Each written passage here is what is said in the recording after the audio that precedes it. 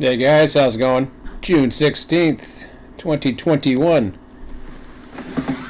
Yeah. Okay.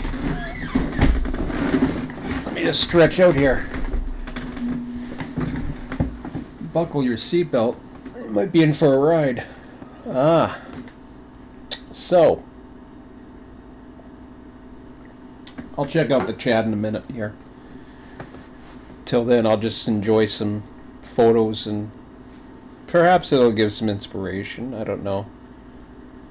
Every weekend I go out and I continue to take images of primarily focused on railroads. I'll take a little bit of pictures of ships, scenery, whatever. But there's no doubt that I still love trains. That passion's never gone away. And for some reason, I came to, look at this shot.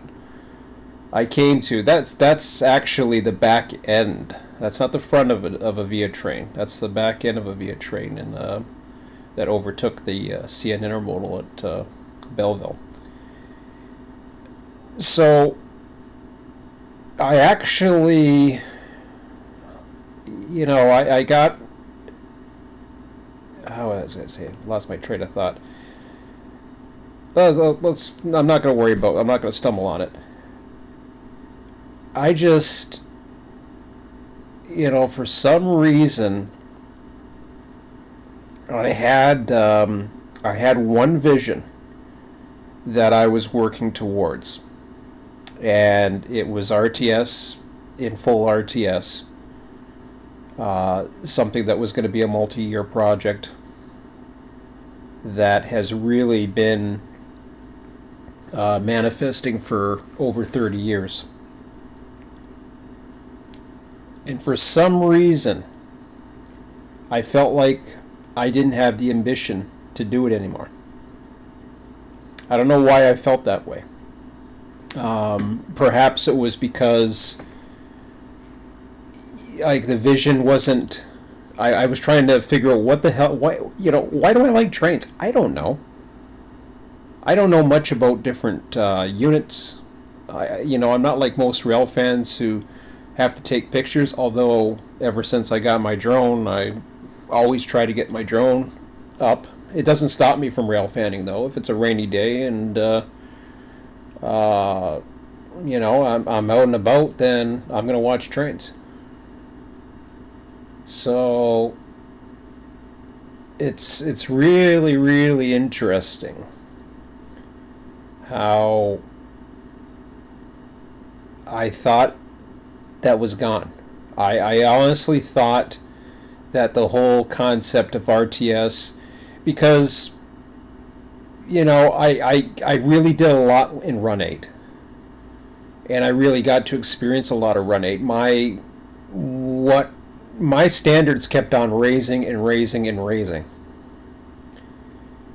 And despite all that, I caught myself last night. And I didn't realize it then until today, and I started thinking about it. I think it was sometime today I realized it. I think I realized it early on this morning. So, before all this, whatever it was that I was saying, I thought I had figured it out. I honestly thought I had it all figured out.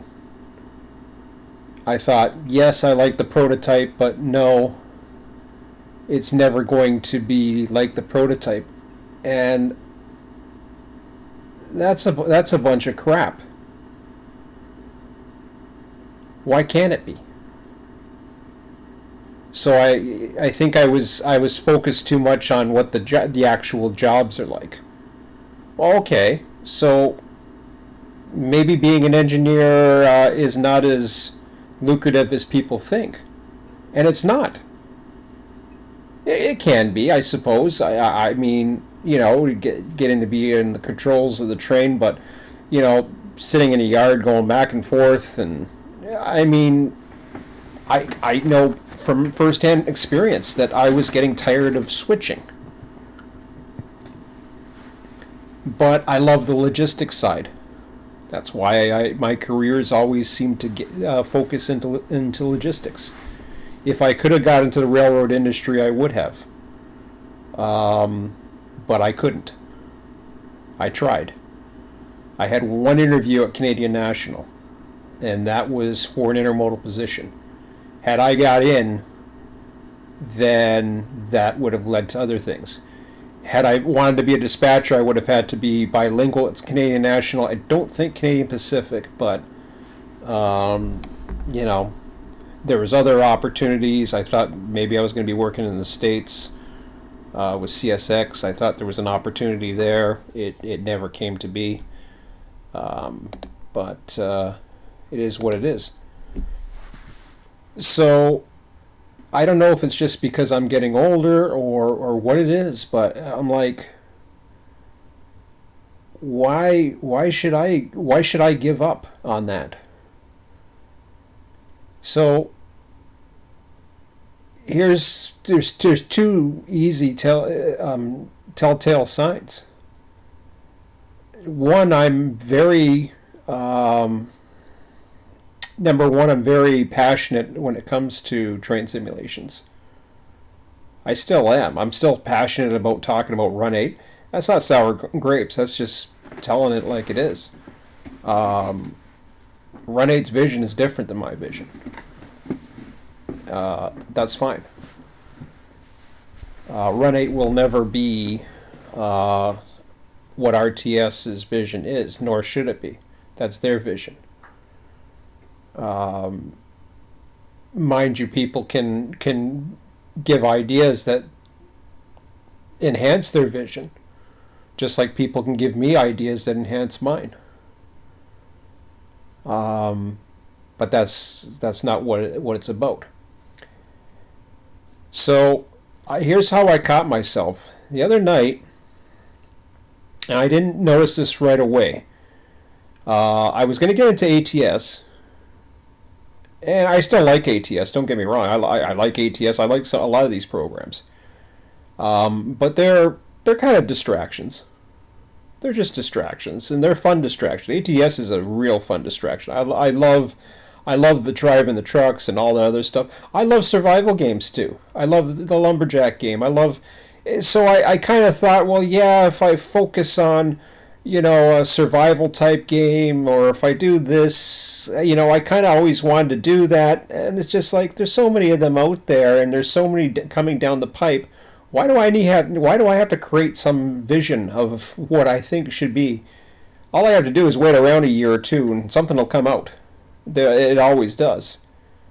And besides, I really don't have a vision for that, because I don't have 30 plus years of thinking about it and having the experience of following trains and following railroad operations and learning some of the techniques of the trade and the logistics and all that other stuff that goes, what makes railroads.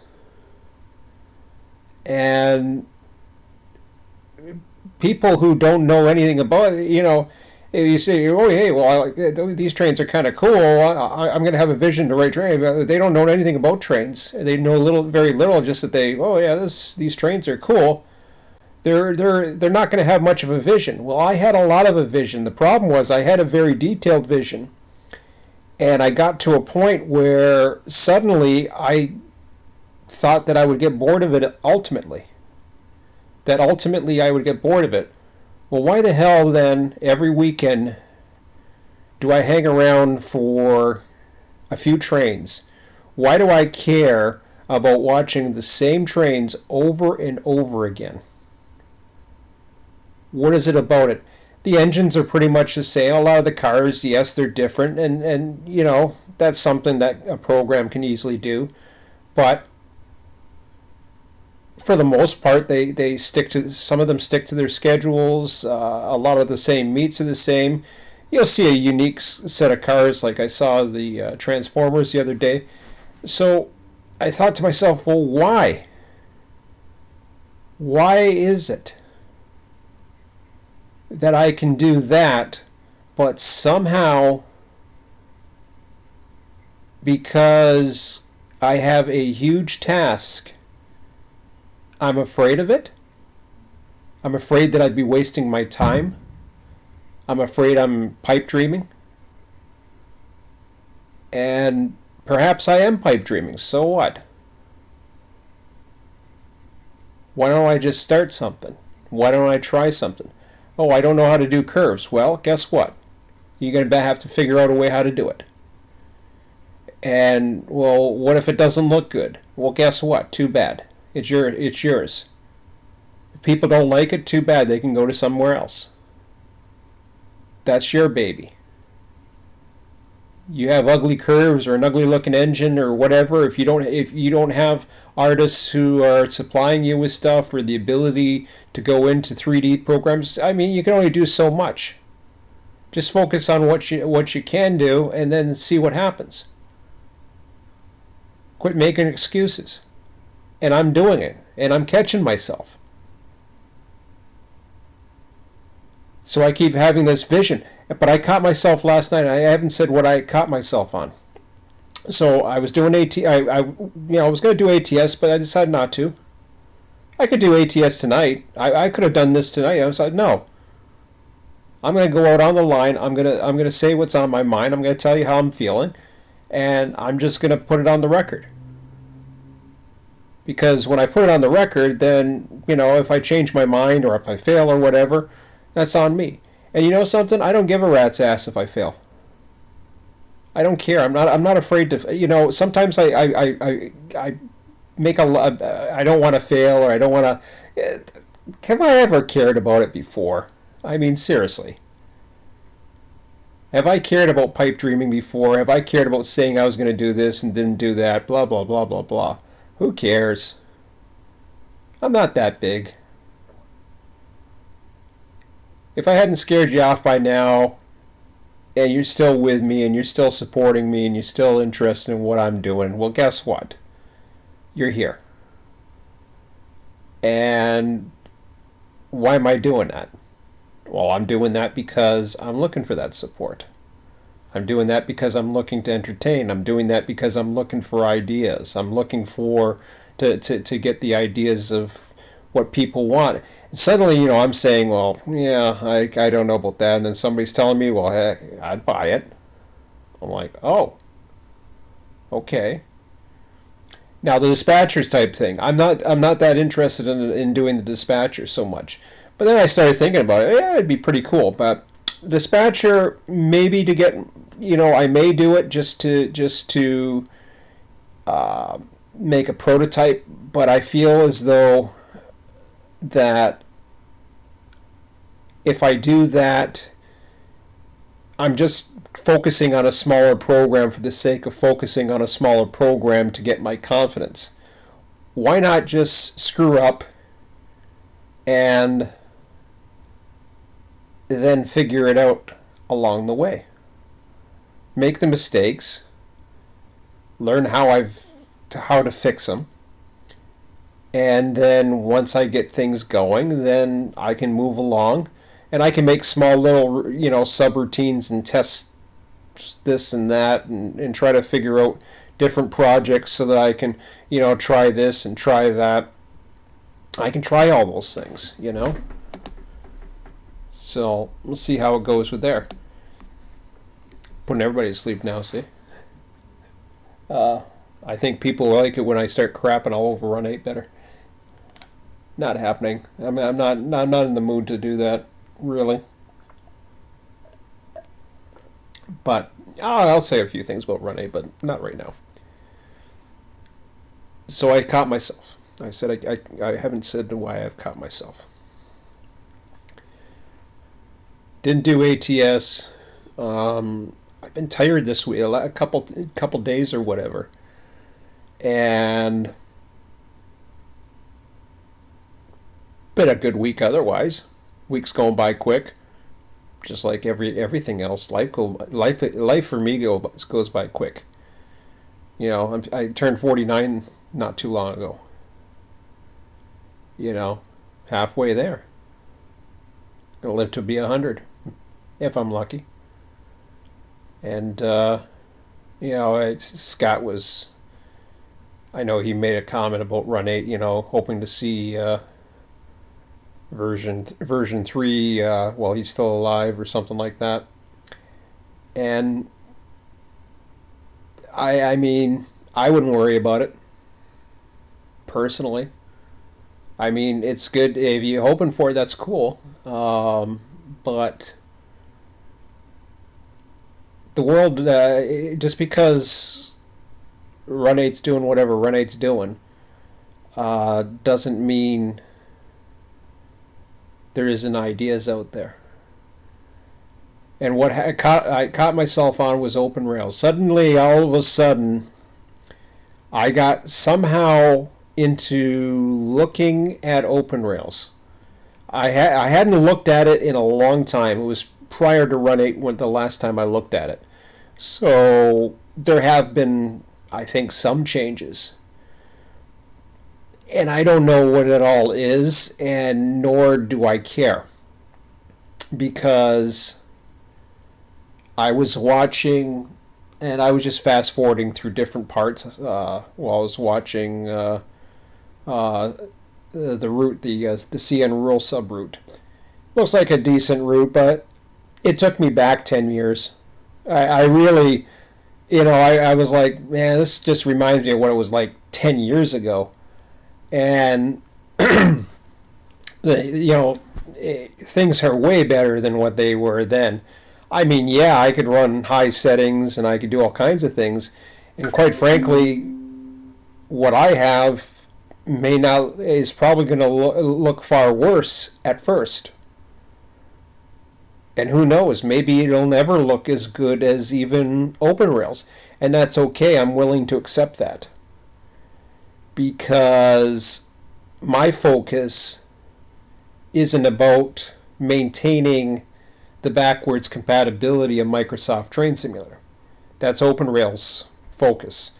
Not to say that that's all they're focused on. They're doing their own custom stuff too, and of course, they have a standalone simulator called OpenRails. So anybody who wants to check out a simulator, OpenRails is there.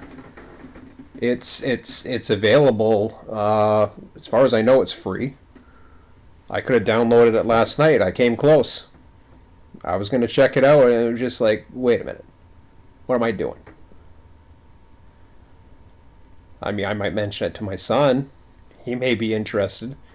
I think Train's 2019 graphics are better, personally, from what I'm seeing. But then again, I haven't seen everything.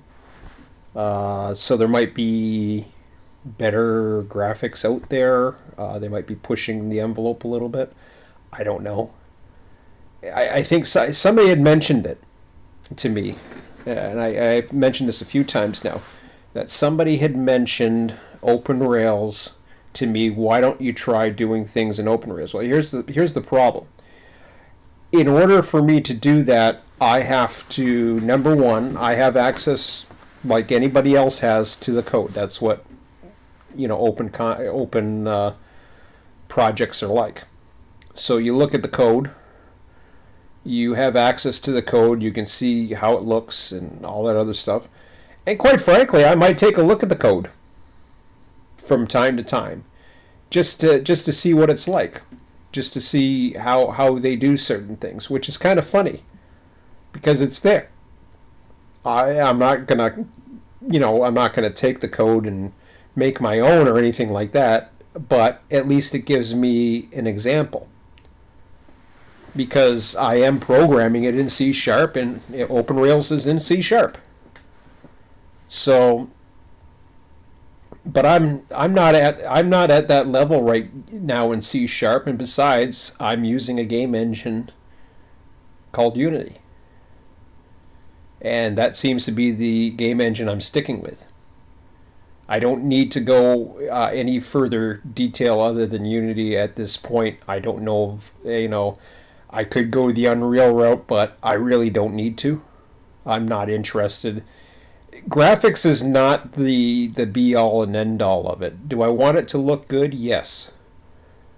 But it's not the be-all and end-all. So how did I catch myself then? He was like, you went into open rails. Why did you go? And then I started thinking today, I think it was. Earlier today, I was like, why were you looking at open rails if you don't care about doing trains with a simulation? In other words, it was almost like, okay, I gave up on RTS, now I'm trying to find another simulator?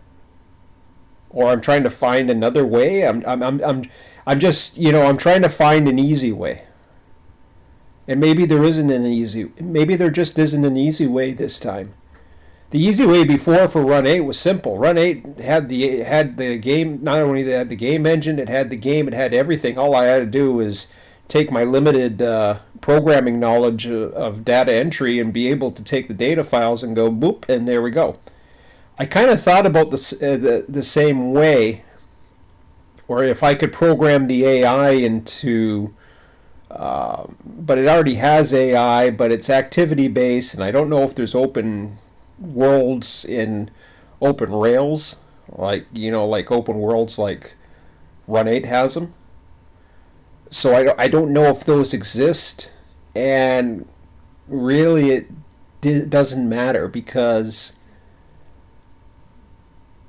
unless somebody gets my attention very soon about open rails, and somebody has to, I may post on the forum. I may actually post on the Train Sim forum and open rails and say, listen, somebody here, I forget who their name was, mentioned to me about looking into open rails for RTS. And I says, please contact me,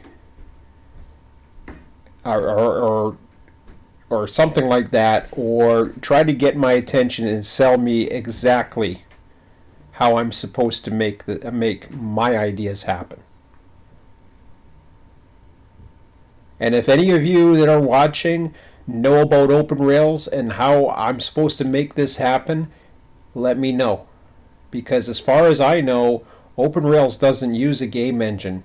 It uses open rails, as far as I know. I know it uses DirectX, and that's all I know. I don't know of any game engine that it uses. It could, I don't know, but I would say probably not. But then again, I don't know for sure. So got one guy, two guy, one guy, whatever. So yeah, I started, it just, all of that started occurring to me, and I was just like, man, I was like, you gotta be kidding yourself. You woke up this morning and you were thinking about RTS. And that's what happened. I started thinking about RTS. Like, what the hell are you thinking about RTS? It's done, isn't it?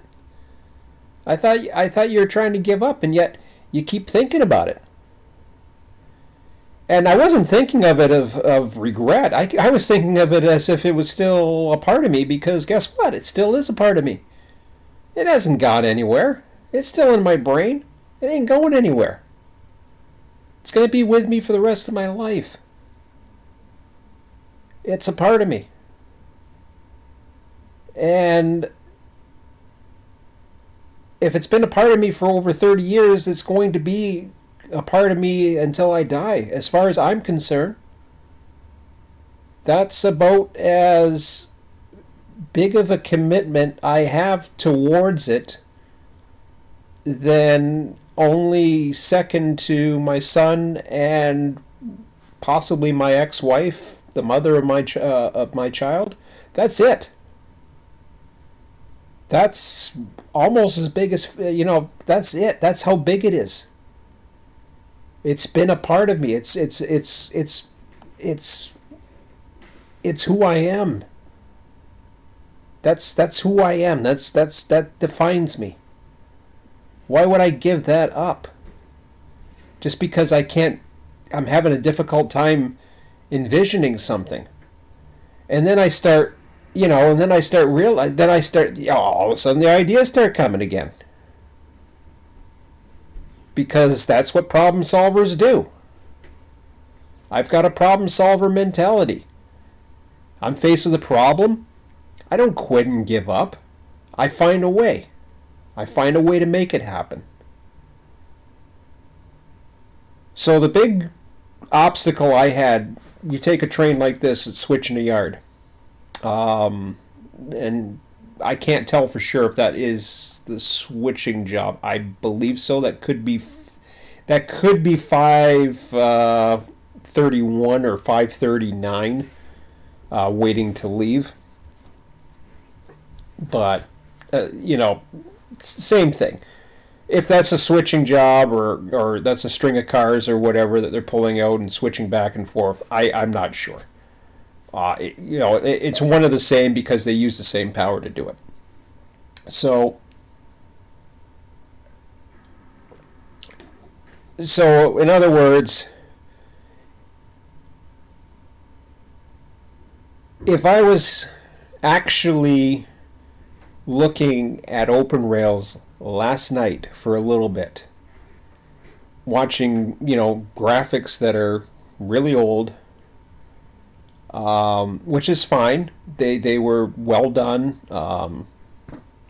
and they were what they were. I'm worried about trying to get rails to look perfect. Trust me, I was thinking, how am I going to get the rails to have that nice curvature so that the wheel fits perfectly in? Because I don't know about other simulations, but I'm actually looking at using Unity's physics engine and the wheels, and they say, well, they have a curvature in the flange. The rails are curved to prevent wear. Well, that's something I don't have to worry about necessarily, because that's all in the physics world, or the world of virtual. It means nothing. What matters, because it isn't going to wear, what matters is, will the wheel fit in between, will it fit in between the tracks to not allow it to drift left and right and keep it from pushing up? So in other words, it stays down. It basically, the side flange rolls underneath, the top goes on the top, boom. And that's it. That's all there is to it. The top just rides it and away you go. So, but yeah, it's crazy sometimes when you think about some of these things, but and it's just like, I got vacation in July, and it's all, I'm planning on doing something railway wise. I don't know yet. Sudbury might be in mind. I might just stay in freaking Niagara. I'm really thinking about that right now. I got to talk to my son more about it. I have to see what he really wants to do. He might want to explore every daily cycle of what every day's like, because switchers run on different patterns. We're finding Saturday and Sunday are totally different, and we know Monday they run a certain train and all this other stuff. So it's tempting, but I don't know if he wants to do that. If he wants to travel, I'm all for it. So that's cool. Just give me a moment here. I'm just going to, just what I need. Oh, Dr. Ruth, help me. So did you get my challenge, Scott? Come on, asset man. I'm gonna need some assets, man. Yeah. I'll be right back. I gotta get some more water for my dry throat and maybe a little snack.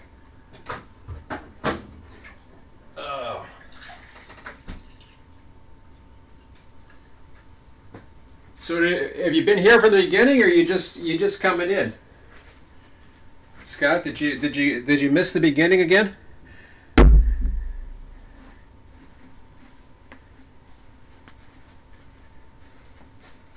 Obi-Wan, you're my only hope. Okay, I'll be back. Let's grab a cereal bar.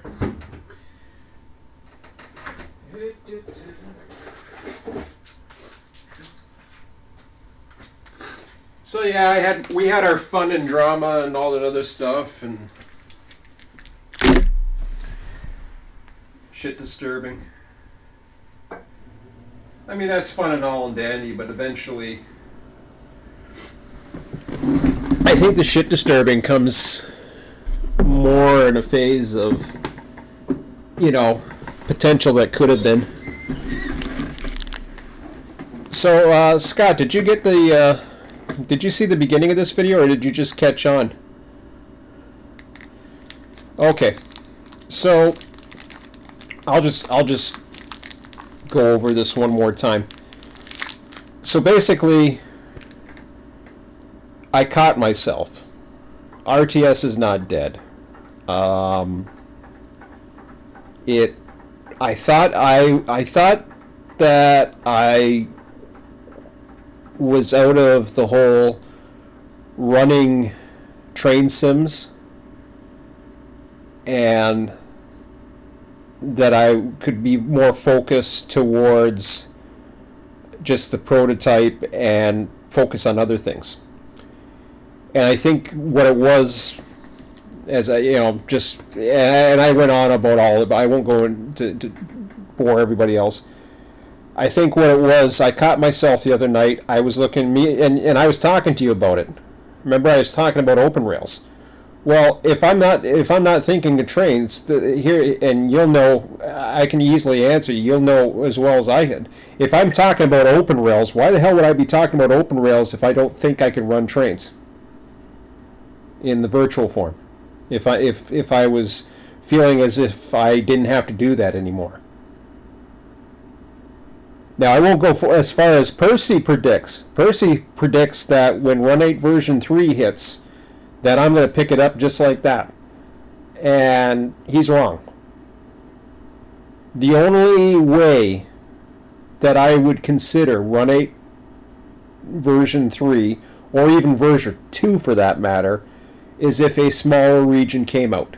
If a smaller region came out, suddenly I may be able to do what I want to do.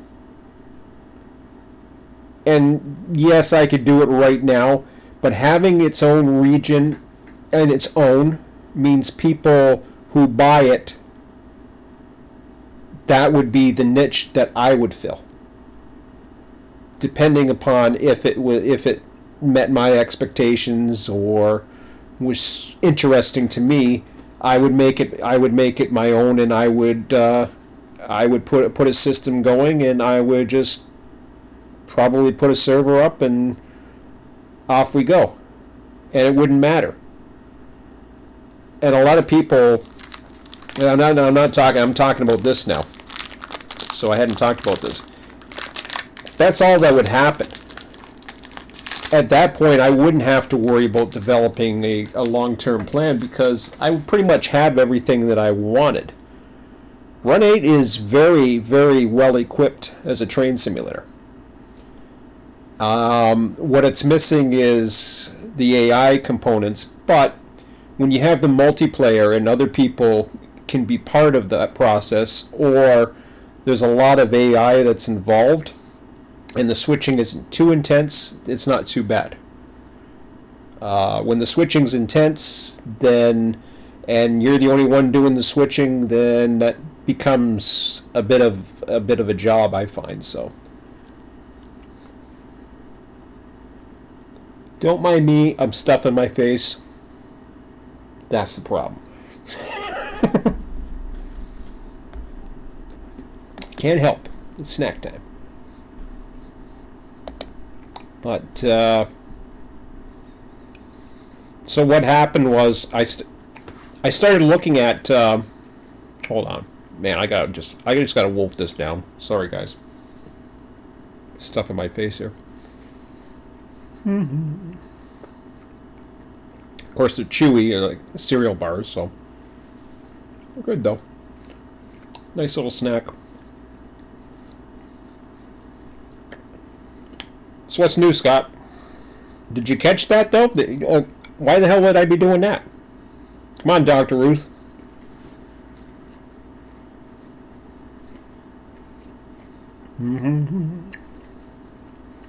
Oh, yeah, did you see my challenge, too? Check out Train Sim. I heard your issues that you're having with whatchamacallit. Oh, what is it called? I can't even think. Rolling line. You asked for my opinion on rolling line. I say, put that in the rearview mirror and say, screw it. You can still develop a lot of stuff.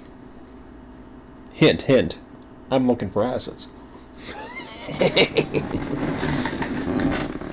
Just make sure the wheels are 4.5 feet across and drawn to scale, and I'll figure it out. We'll make it work.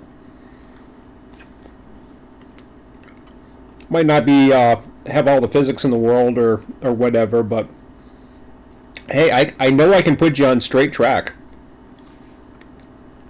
I know I can do that. Have I shown you guys this? Let me show you this, guys. What are we at? 3.8? Yeah, I think we're at 3.8.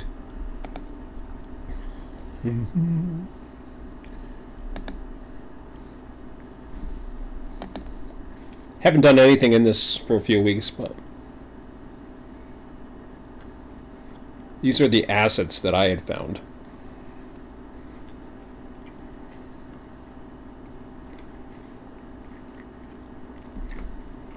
Nine days ago, experimental? I don't know if it was experimental. Could have been.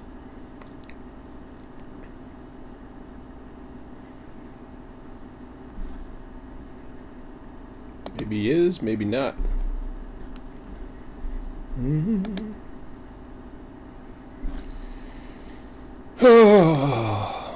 Okay, I stopped eating. So, importing what? Jeez. Takes forever. Well, that ain't it. Oh, I know what that's... Okay, I know what that is. Never mind that. I was going to start experimenting with terrain, but no, haven't done that yet. I wish I... Oh yeah, I can open another project. Okay. Open project. Well, I imagine since everything else is about a month ago or three months ago, we'll go with Railroad Transportation Simulator and see how that is. Hopefully that doesn't open a second instance. Oops. I don't know what I just did, but not much happening there. I'll show you some goodies.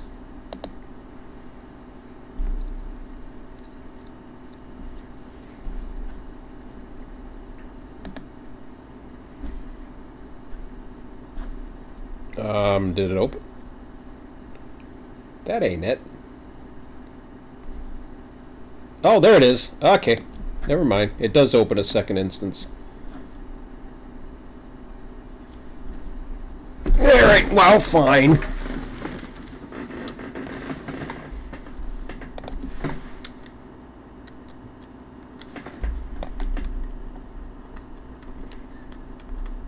So yeah, I was just duplicating the trucks here. This is an asset pack for flat cars. So I have single track. If I want to use that for now, it's nice looking. I don't need interiors. I'm not worried about cab interiors or building interiors or anything like that. But I think I tried some code with this. Everything else was already, everything was already pre-here, and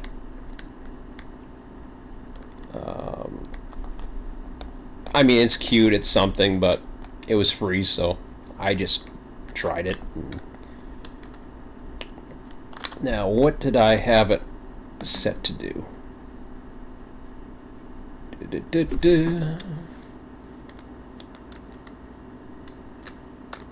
Do I have it doing anything?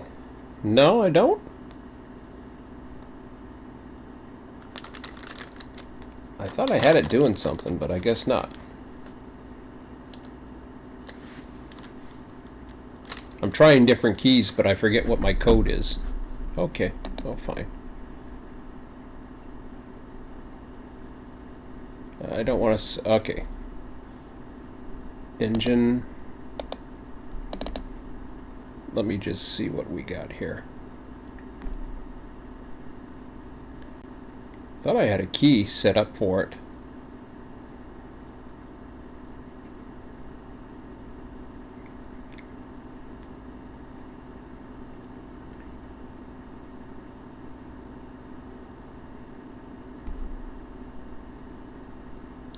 If input down arrow up, okay, I have something for up arrow and down arrow.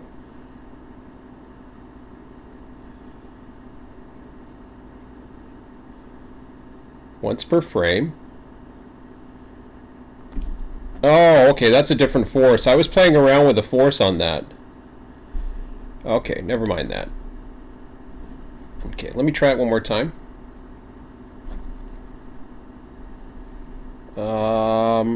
I'll go with a build and then I'll get the hell out of that.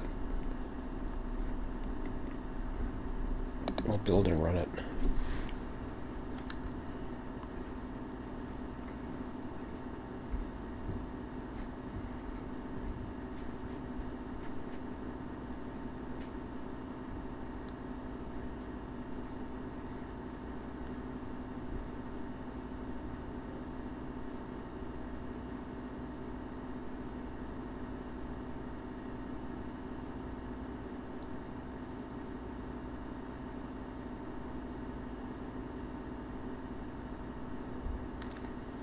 I have no idea what it's building.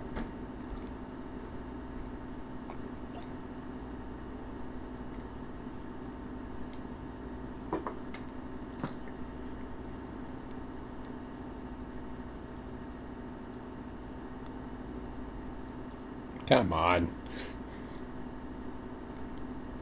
Want to go. Build. Build. Hey, what happened with my Made with Unity? Yeah, it's not doing anything.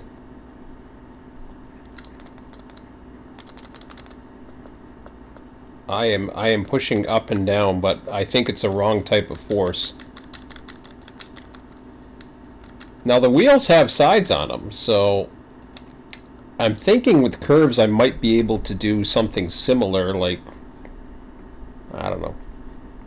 These rails are different aspects or whatever, so who knows. I might be able to slowly turn them. The problem is when they merge into each other, they start fighting each other. It's just kind of weird, but shoot. Let me task manager out of that. Yeah. Let's get out of that. Okay, enough of that. So obviously I haven't done much, but I was just toying around with it and then trying to figure out other ways. Like, okay, great, I got straight track. I have assets that eventually I can make work, but you need more than straight track and a bunch of wood assets. But that's just the way it is. I'm still alive. My end stream seems somewhat laggy this evening, so playing catch up. Who knows? It could be my internet. Never know. Although it's saying excellent conditions, so. Although I don't know, it dropped off there for a second and then says it came back, and who knows? My internet's not the greatest. But yeah, so what I'm gonna do is the way I'm looking at doing this, I'll just go with the chat for now, is I'm going to pretty much have the same vision that I had for RTS. I'm going to start out by getting the basics. And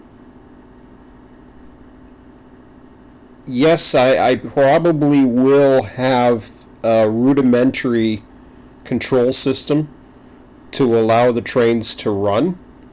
The physics will be the Unity physics.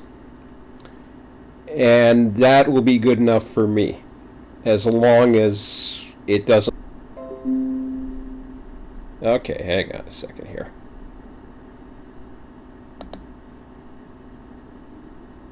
Well, it says it's streaming. So I must be having internet issues at my end. Sorry, guys. As far as the lagging, which sucks. It says it's in excellent condition, but all of a sudden it just... I hate Wi-Fi. I really do. I'd love to have a wired connection from down here to upstairs, but it's the way it is. And it's free, so I can't complain. So what I'm going to do, like I said, I'll have a rudimentary system that allows me... Wow, I don't like that spinning wheel crap. I might not be able to run this too much longer. I find I have better... the problem is my son's using the internet upstairs. So that's probably why it's lagging out. But it keeps on saying excellent connection. It's just, who knows, whatever. Let me just go with what I was thinking, and then we'll run it from there. I won't be on too much longer anyways. My son should be down here shortly. So, like I said, I'm not worried about the inside of the cabs. I never really have been, that, to be quite honest. I don't know enough about them. I don't know enough people to give me the updated parameters and specifications of the inside of the cab. So, number one, I'm not looking to build a train simulator. This isn't what RTS is all about. Do I want it 3D? Absolutely. Do I want 3D assets? Absolutely. Do I want 3D trains? As in 3D... I should make sure I specify what 3D trains means, as in 3D assets that are trains. How about that? Gotta be careful what I say. So yeah, I want to have that.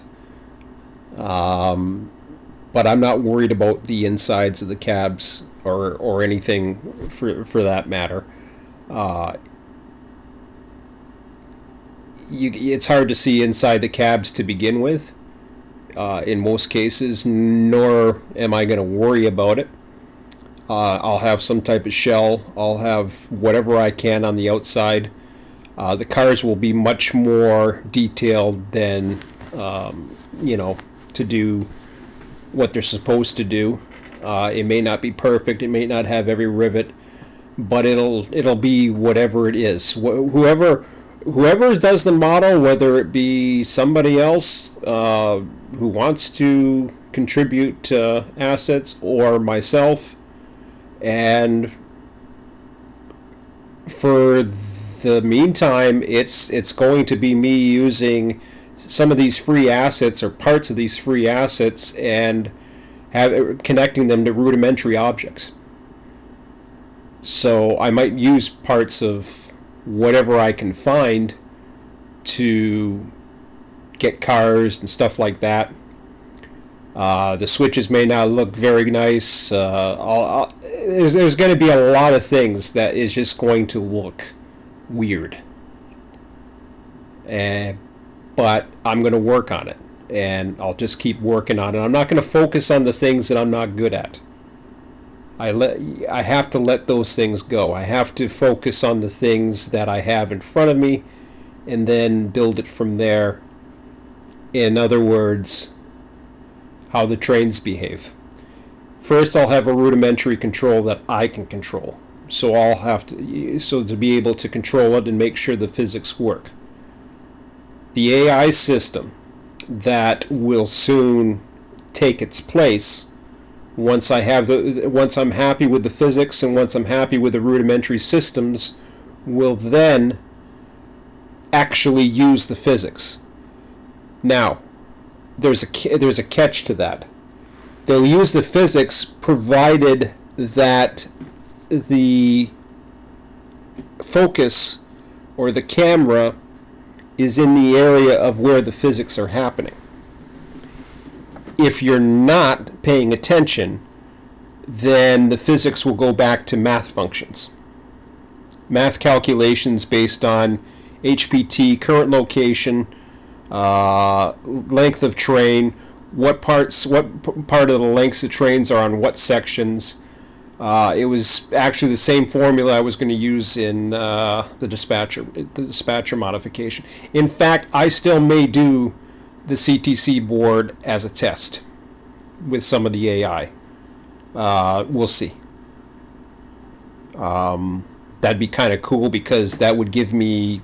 I keep saying it'll give me something, and I might be able to put something out there for either a relatively low price or free or something like that. Who knows? But just basically get it out there and say, okay, I finally have a small working program prototype of a CTC machine and do that. I don't want to focus on that though. I want to focus on this. This is life is now. Life is here. If you got the energy to get up and you're passionate about something. I mean, Scott, he gives me a lot of inspiration because he has a lot of passion. He's lost his interest. I want to stoke that passion up. I want to give him a possibility where he can take his talents and have a win-win with the both of us. Now, he hasn't commented too much on it. I'm not too sure. Maybe he's not sure how it fits in and all that other stuff. I see his assets fitting in and being a showcase for himself so that he can display his talents. Now, I'm not too sure because obviously Rolling Line's done. So that's it looks like that avenue's done for him. So I don't know, what's he going to use his talents for? I mean, there's trains, there's other things out there, but I'm willing to try to work with him as much as possible. Otherwise, I'm not focusing on learning all these things as far as the asset creation and all that. I would much rather, and this is from advice of people who have done the coding for years, and they've said, do not focus on the assets when you have a big project that you want to obtain. Use placeholders, use free assets, use whatever you can to put in place and just get the playability working. That's what I intend to do. Get the playability working. In order to do that, I still want to have rail, so I'm going to have to fidget around with that a little bit or try to figure out a way how to bend rail or do something like that. If I can't, I'm not going to worry about it. I've got plenty of places where I can pull straight lines, strings of cars for a long period of time and then have it basically have it as straight as I can for as long as I can, and then who knows, maybe bend it later. But I don't know how I'm going to do that yet, but I got ideas. When I see some of the assets and the wheels are not perfectly circle, that kind of makes me happy because personally I don't care. It's not supposed to be. It's supposed to look real, but is people gonna like have their eyes like that close to it looking at it? I mean, they could, but in reality, when you look back, it looks like a circle. Meanwhile, the track, if it's curved, if I just place it to a certain way in the rail, and I start joining it in at angles and start rotating little smaller pieces, I could get the curve I want and have the spacers start to rotate as well. I might be able to achieve not only the same result, but also have the physical barrier that I need so that the wheel will actually physically roll along that curve. Now when it comes to switches, that's going to be a whole different story. I don't know what the hell I'm going to do with that, because there are no switches. All the free assets that I have seen thus far are basically, all the free assets I've seen thus far are either totally, Christmas tree toy type assets where the tracks are in modular sections and they go around in a little circle or a figure eight or whatever, and I'm just like, nah, that I'm not doing that. I would much rather deal with something that is built in real scale, that looks pretty cool, and then I'll fidget away and find a way to get it to work. So that's step one.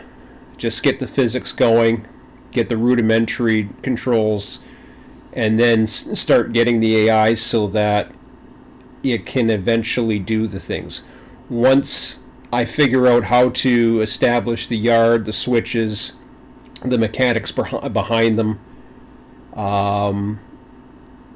then what I will do is I will be able to not only switch it myself, but have it turn over to where the AI logic is going to come in, and it's going to be able to switch the yards. Something that, yes, you can do it as a coding perspective, but I still do not know a simulation that can do it. And I don't know why. That's my vision. That's an early on vision. If I can do that and be able to get that to work, hell, if I put it this way, if you want to go back to the whole, if I want to go to that damn CTC machine, by rights I should be able to get that CTC machine working by itself with an AI dispatcher, because I have different procedures and functionality that I would use to make decisions. It's all about making decisions. So it's all decision based on a given number of parameters. And the AI, which is all it is code. It's deciding, okay, I'm going to do this. Maybe there's some random number generator stuff going on as well, just to give some variance, so that's not too robotic, but it's going to be able to do these things. Now, once that's all in play, and it's able to switch yards, switch industries, do whatever it can, eventually it's going to be more of a top-down train master / yard master / maybe dispatcher. I don't know. I doubt dispatcher. I may have it in there as a function. I may have running the train as a function too, for those that are going to want to run the trains, because I know people will. I'll keep that functionality in there. But that's not my focus. My focus is not to make a train simulator. I'm not going to have a cab view. So I'm not interested in doing that. I'll have external views and different things, which might make switching more interesting. But I'm going to have conductors. I'm going to have all kinds of different things that are working in unison to get the job done. A while since I was able to catch your stream. Oh, that's cool.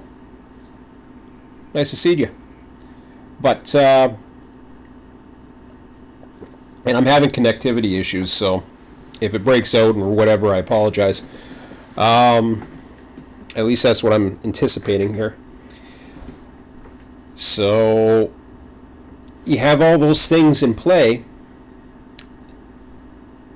and then the part that got to me, I think, was when I started looking in the eyes of the boredom of the repetitiveness of all that. Well, here's the thing. My plan goes a lot bigger. It's not going. Port Robinson.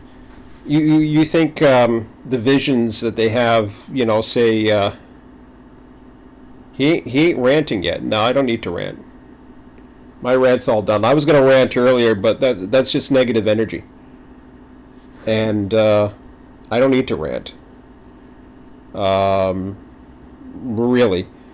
And like I said, Quincy, as I was saying earlier, and I don't know, did you catch me, Quincy, when I said I answered your little bet as far as version 3. I've mentioned it a couple times, but you disappeared towards the beginning of the chat stream the last little while. So I said this early on, and I kind of answered that. I said the only thing why I would even consider doing anything in Run 8 right now, although I was considering Open Rails last night, and I admit it, I didn't download it. I didn't get it. I watched a video on it, and I was like, yeah, this reminds me of what Microsoft Train Simulator was 10 years ago. That's nice. Been there, done that, gave it up for Run 8. I'll see ya. So that was it. And I don't care if you can program the thing or not, and I don't want to deal with anybody else's code. This is my baby now, so nah. I want my baby and be able to figure out what the hell I'm doing with my code. Basically build it up the way I want to build it up, not group collaborations or anything like that. That's about as close as a rant you'll get out of me tonight. So I said the one thing that would get me to Run 8 is something that was mentioned 2 years ago, and that was smaller regions. I don't know if that was for version 2, version 3. I have no idea. I don't care. There's no talk of it. I assume version 2, they can't add anything to it whatsoever. Open Rails is pretty cool. Yeah, it looks pretty cool, and I got no problems with Open Rails, and I know a lot of people will like it. But Train Sim World is the best. No, Train Sim World looks cool. It's like it's a pretty picture, and then you open it up, and then that's it. Honestly, I don't have a problem with version 3, and I want out of it is being able to handle more resources. Yeah. That might help it. The resource limitations. I think the reason why we're not seeing these small region routes in any updates on version 2 is because they can't add anything else to version 2. They answered the criticism about memory limits or something like that, and they said that they're not at those memory limits or something like that, but whatever. I'm not going to argue with what John's saying or what he said or blah, blah, blah. I have no freaking clue. That's beyond my scope of knowledge. So, but to me it's clear that there are resource issues. There have been resource issues for some time. Whether it be my PC, whether it be smaller PCs, I don't know what it is, but having mishumps and odd behavior, and it's always had that to some extent. I've always seen a little, I don't know if it's a memory leak or whatever the hell it is, but there's always been a little something where I've seen, assets that weren't showing up. I don't know if that was a bug they fixed. I have no idea. But there was a time where I remember little resources issues, but maybe they cleaned that up because I never really noticed it for the longest time. But on the same token, version 3 is going to be another money grab. I don't know about that. I don't think it's going to be a money grab. I don't know what it's going to be. I don't think... Put it this way. I personally don't... I'm not I mean, all the joking over on Train Sim aside, I talk about people, pulling out their credit cards and getting them ready, and I jokingly said, your credit card might expire before then, and if it comes out tomorrow, if it comes out next week, they've been doing this for, I don't know, for so long, and we don't know anything else about the latest news that I talked about the other day, which was it's going to be backwards compatible. That's all John had to share. So to answer all the critique or whatever else, listen, Run 8's their baby. Run 8's their vision. Run 8's not my vision. RTS's. RTS's vision just happened to be a fair enough compromise that I was able to steer it towards Run 8, and I was able to do a lot of the things that I wanted to do all along through Run 8. But eventually, and I like I said, I got my money's worth, everything else, blah blah blah. I'm not worried about it. I don't care. That's their baby. A lot of people, what bothers me probably doesn't bother 90% of the people out there, because they're just fine with it.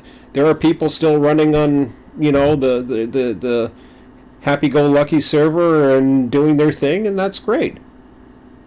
The small guys who want to run it in their vision can't do, might be able to play with their friends, and they might be happy too.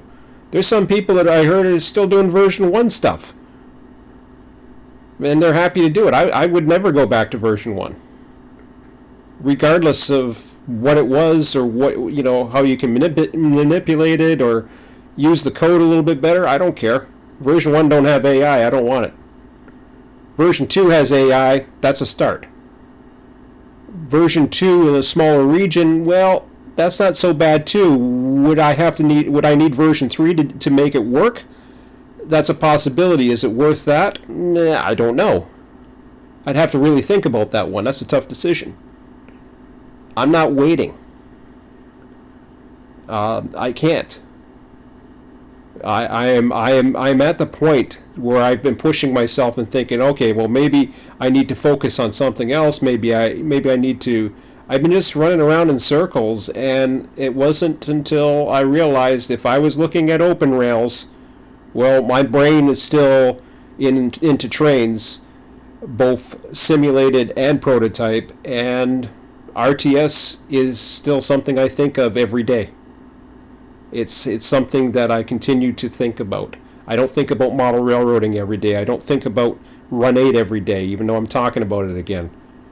It seems anytime I do a live stream, I'm thinking about it. When I'm thinking about RTS, I'm not thinking about Run 8. Okay? When I'm programming, I'm not thinking about Run 8. I'm doing my thing. So I use the comparisons to Run 8 only as a reference for familiarity for those, because that was something that people are familiar with. Otherwise, it's very hard to describe what's in my brain right now and what I want to happen, because I got nothing to show for it except my thoughts. That's it. But on the same token, okay, and on top of that, any modern PC will only use 4 to 8 gigs of RAM, so anything after that is just parked RAM. I can do version 3, just leave the mega roots alone. It's overkill, period. Yep. But what's wrong with the mega roots, though, Quincy? The mega roots are fine, and some people like the mega roots. It's like I said, the mega roots are fine, but the problem with that is somebody like myself or a smaller group can't operate it prototypically, or as real as it gets, as they like to say. We were fine. Version 2 was good. Like, version 2 was the peak for me, and I've said this before, was right when LA had not come out yet. Bakersfield wasn't out. I don't even think Seligman was out. I think we had the basics of version 2, which contained Needles, and Mojave was 1, and Cajon. Cajon was the only legitimate add-on to that region. That was fine. I was fine with that. We could get enough people, and we could keep that thing running, and that was fine. You could dispatch with a couple people, and things were cool. It was a lot of fun. When you started going beyond that, then it's like Quincy says, it's overkill.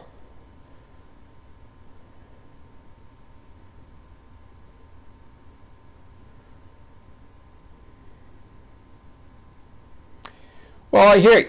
Let's. Anyways, if you guys want to talk about Run 8 and Mega Routes, that's fine. I don't want to talk about Run 8. I want to talk, and I'm going to lead to that whole Mega Route thing. Okay. Here's my the big vision for me. First of all, I start on the little small areas. All I want to do is to start out, I want to get 8 miles working, or 6 miles, or whatever. Not very long. It's going to contain a yard, a major industry, and enough for one railroad to switch.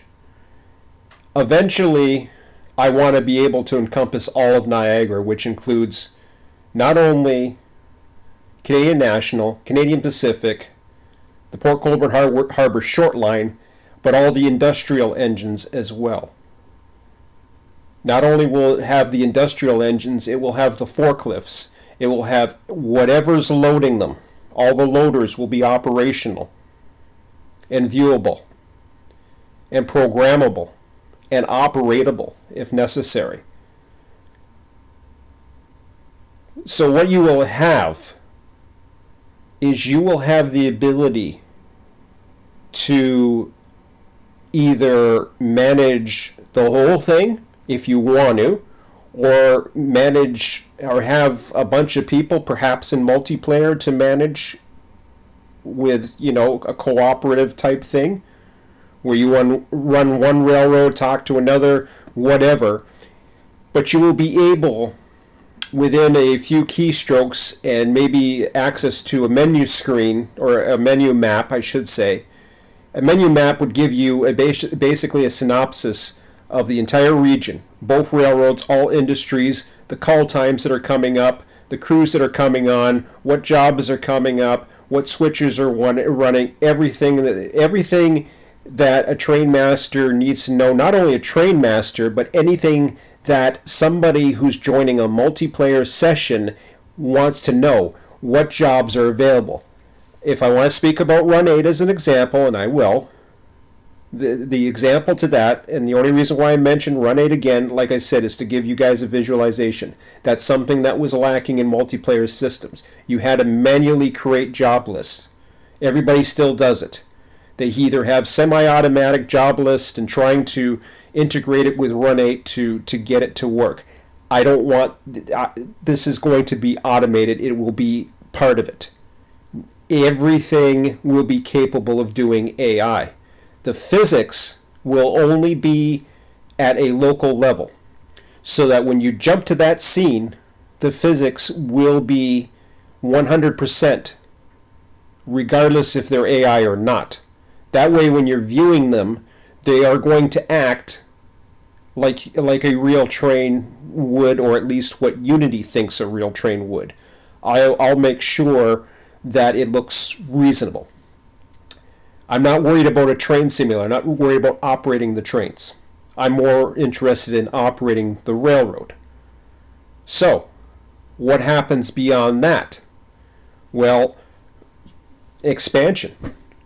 I don't know how much the AI is going to be able to handle and what it will. But as you zoom out and you're part of a broader network, including at least two major classification yards in Toronto, CNCP, actually an intermodal yard, two intermodal yards, one CN, one CP. I don't think CP doesn't have the hump. CN does.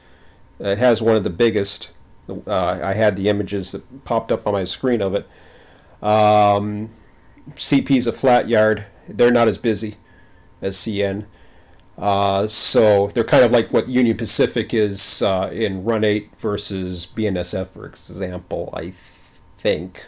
I think that's a fair comparison, but I'm not positive on that one. Or in the East, it's kind of like what NS is to CSX in some areas. At least around where I am. But let me just check the comments here.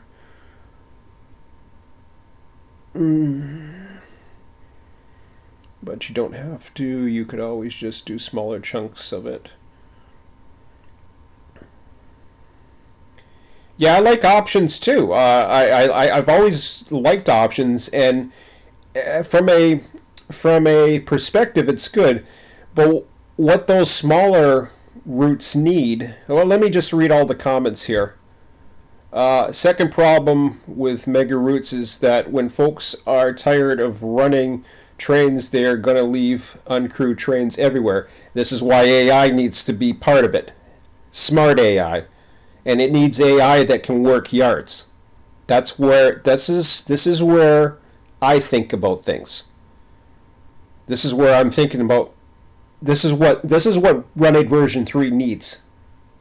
If it doesn't have it, it's missing the boat. Well, I think you will have people like that in some form or another, to matter what you, Quincy, but I hear you. Yeah, so and I mean, I think there should be bigger regions, and I'm all for big regions. I think it's great to have. I've always loved the fact that, unlike Microsoft Train Simulator, Run 8 was able to merge regions. I've always loved that. The problem is you need the capacity of either one, you need manpower, or two, you need AI.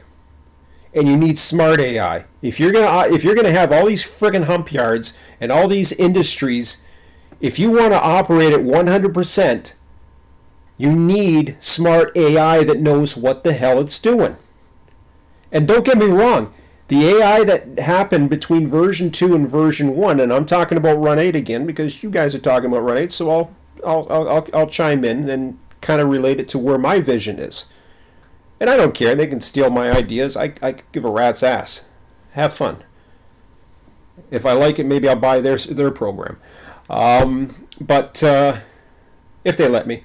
But then if not, I'll just do my own, and I'll have the videos to prove it was always my idea first. Well, who knows? Maybe they're thinking of it now. Anyways, I gotta stop. I'll start ranting again. I don't want to focus on negative things right now.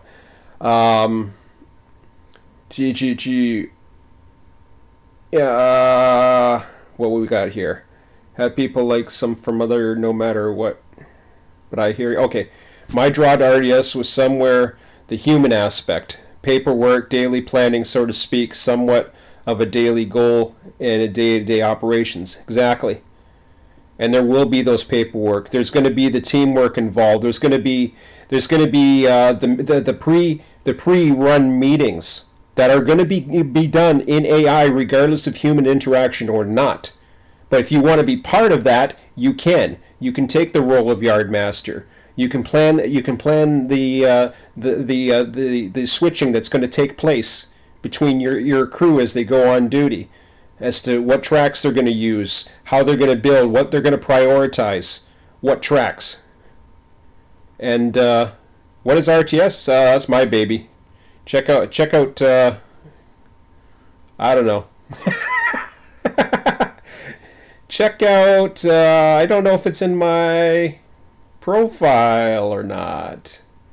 Probably isn't. Check out my channel, and then there's a link that takes you to, if you go to my channel, there's a link that goes to what RTS was. The only thing RTS was, as far as actual applications, was for Run 8 version 1, was a car forwarding system that helped automate things. Version 2 basically made that obsolete, although it was never as good as RTS. It fit well within the AI structure. So honestly, Mojave was the perfect model of what a small region should be. Mojave's pretty good. I think you can go smaller. But that's Mojave, that would be fine. Um, Pretty much run Mojave from memory. Yeah. Run 8.3. Hopefully more humanity chores for my taste. Multiplayer indeed is my enjoyment. Without that, why I set Run 8 aside. Remaining servers wouldn't allow some leeway or sharing of real experience. I don't want anybody to have to rely on a limited number of servers or limited number of people joining those servers. Look in description. Yeah. I guess it is in my description. That's right. I thought it was, but it's on my channel. It's if you look in my channel header, it'll take you to here. I'll go to it. I'll go to it. So you go to my channel, and then that's my Twitter. What is this? That's trains, and then the website comes here. Right now it's called Survivor Sean and Son Studios. Sean Roll RTS. It's a little outdated. That's me when I actually didn't look too bad before I started losing more hair. Actually, I got quite a bit of hair right now. I haven't shaved some of my hair in a while. I have some blogs in here, access to my YouTube channel, a lot of prototype images. Nothing else going on there. It talks a little bit about something. I'll update this. I'll keep this updated for you guys. I've avoided it for a while. Not too many people know about that, so but that's there. So you can go through here. I know it shows ships, but that is trains there. And yeah, I even had that image of 422 going over this bridge, which eventually I want to I want to have that part of it as well. Yeah, no problem. Oh, you're thanking him. Yeah, thanks. But, so, but yeah, now you talk about big picture. So the sky's the limit. It doesn't end because it's never going to be to a point. I want to get this thing to one day get out of Niagara. I want to get it so that I can. Now a lot of people say, well, it has to have an editor. No, it's not going to have an editor. I'm telling you right now, it's not going to have an editor, and it's not for me to hog in all the money.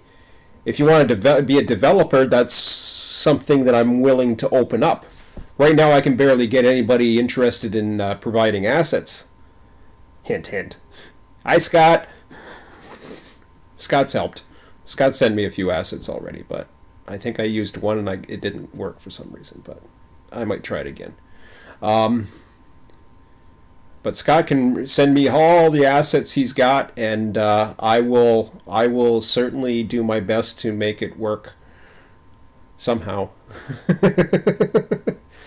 And he's got Unity too, so he can figure out how to get those assets in there. There's once he figures out how he can get the assets in there, then he can give it to me, and then yeah, But he can do his own things. I'll even help him. I'll help him make his own little stage so that he can see his models and put in a little bit of functions so that he can have his assets have the animation and all that other things. Get sound to them, whatever you want. I mean, the sky's the limit. You can have sound, you can have animation, you can have realistic physics. I mean, I still love you.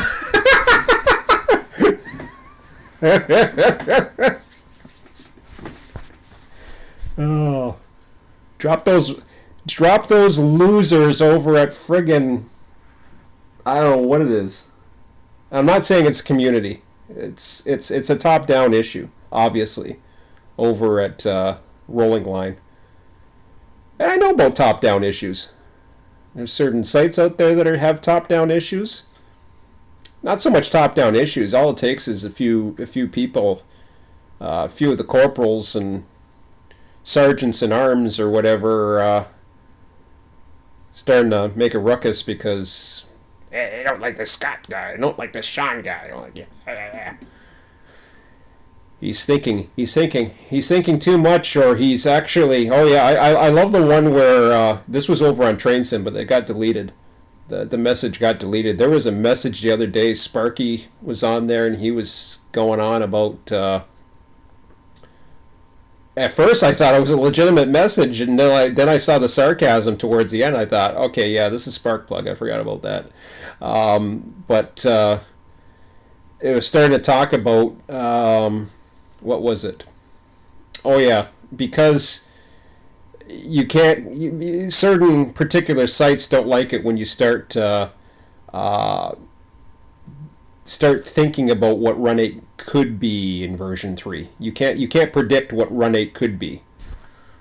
Some people don't like it.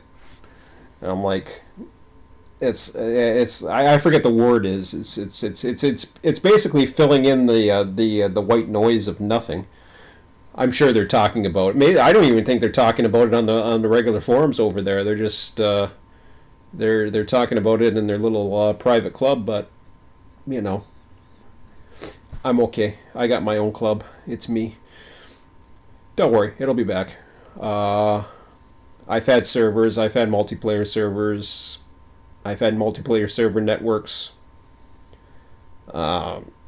Whatever. That's all the past. I want to focus right now on what I have to do. It's going to be single player. It's going to be motivated by single player and AI. Basically, one person. If you're the only person left and nobody can play with you, this thing is still going to be able to run. I want it that way. In fact, I want it to get it so that the thing runs on its own. Here comes trouble. He'll start telling you. Hello. Hello. What's up? Not much. You see my title? Yeah. You can't kill RTS. No. You knew that already. Yeah. Oh, okay. Then why don't you stop me? I didn't stop you. No. Remember when I said I didn't think I was going to do any more trains or whatever? Mm-hmm. What? Did you believe me? No. Why didn't you tell me? No, because I let you figure it out yourself. Oh, smart kid. Don't argue with Dad. That's good. Good boy. Want a treat? What? I'm still going to take you places. What, you can't tell Dad something? No, I just knew you would do it again, so. Oh, you knew I would do it again? Well, you think I'm going to actually... Okay, Quincy thinks I'm going to purchase Run 8 version 3. What do you think? No.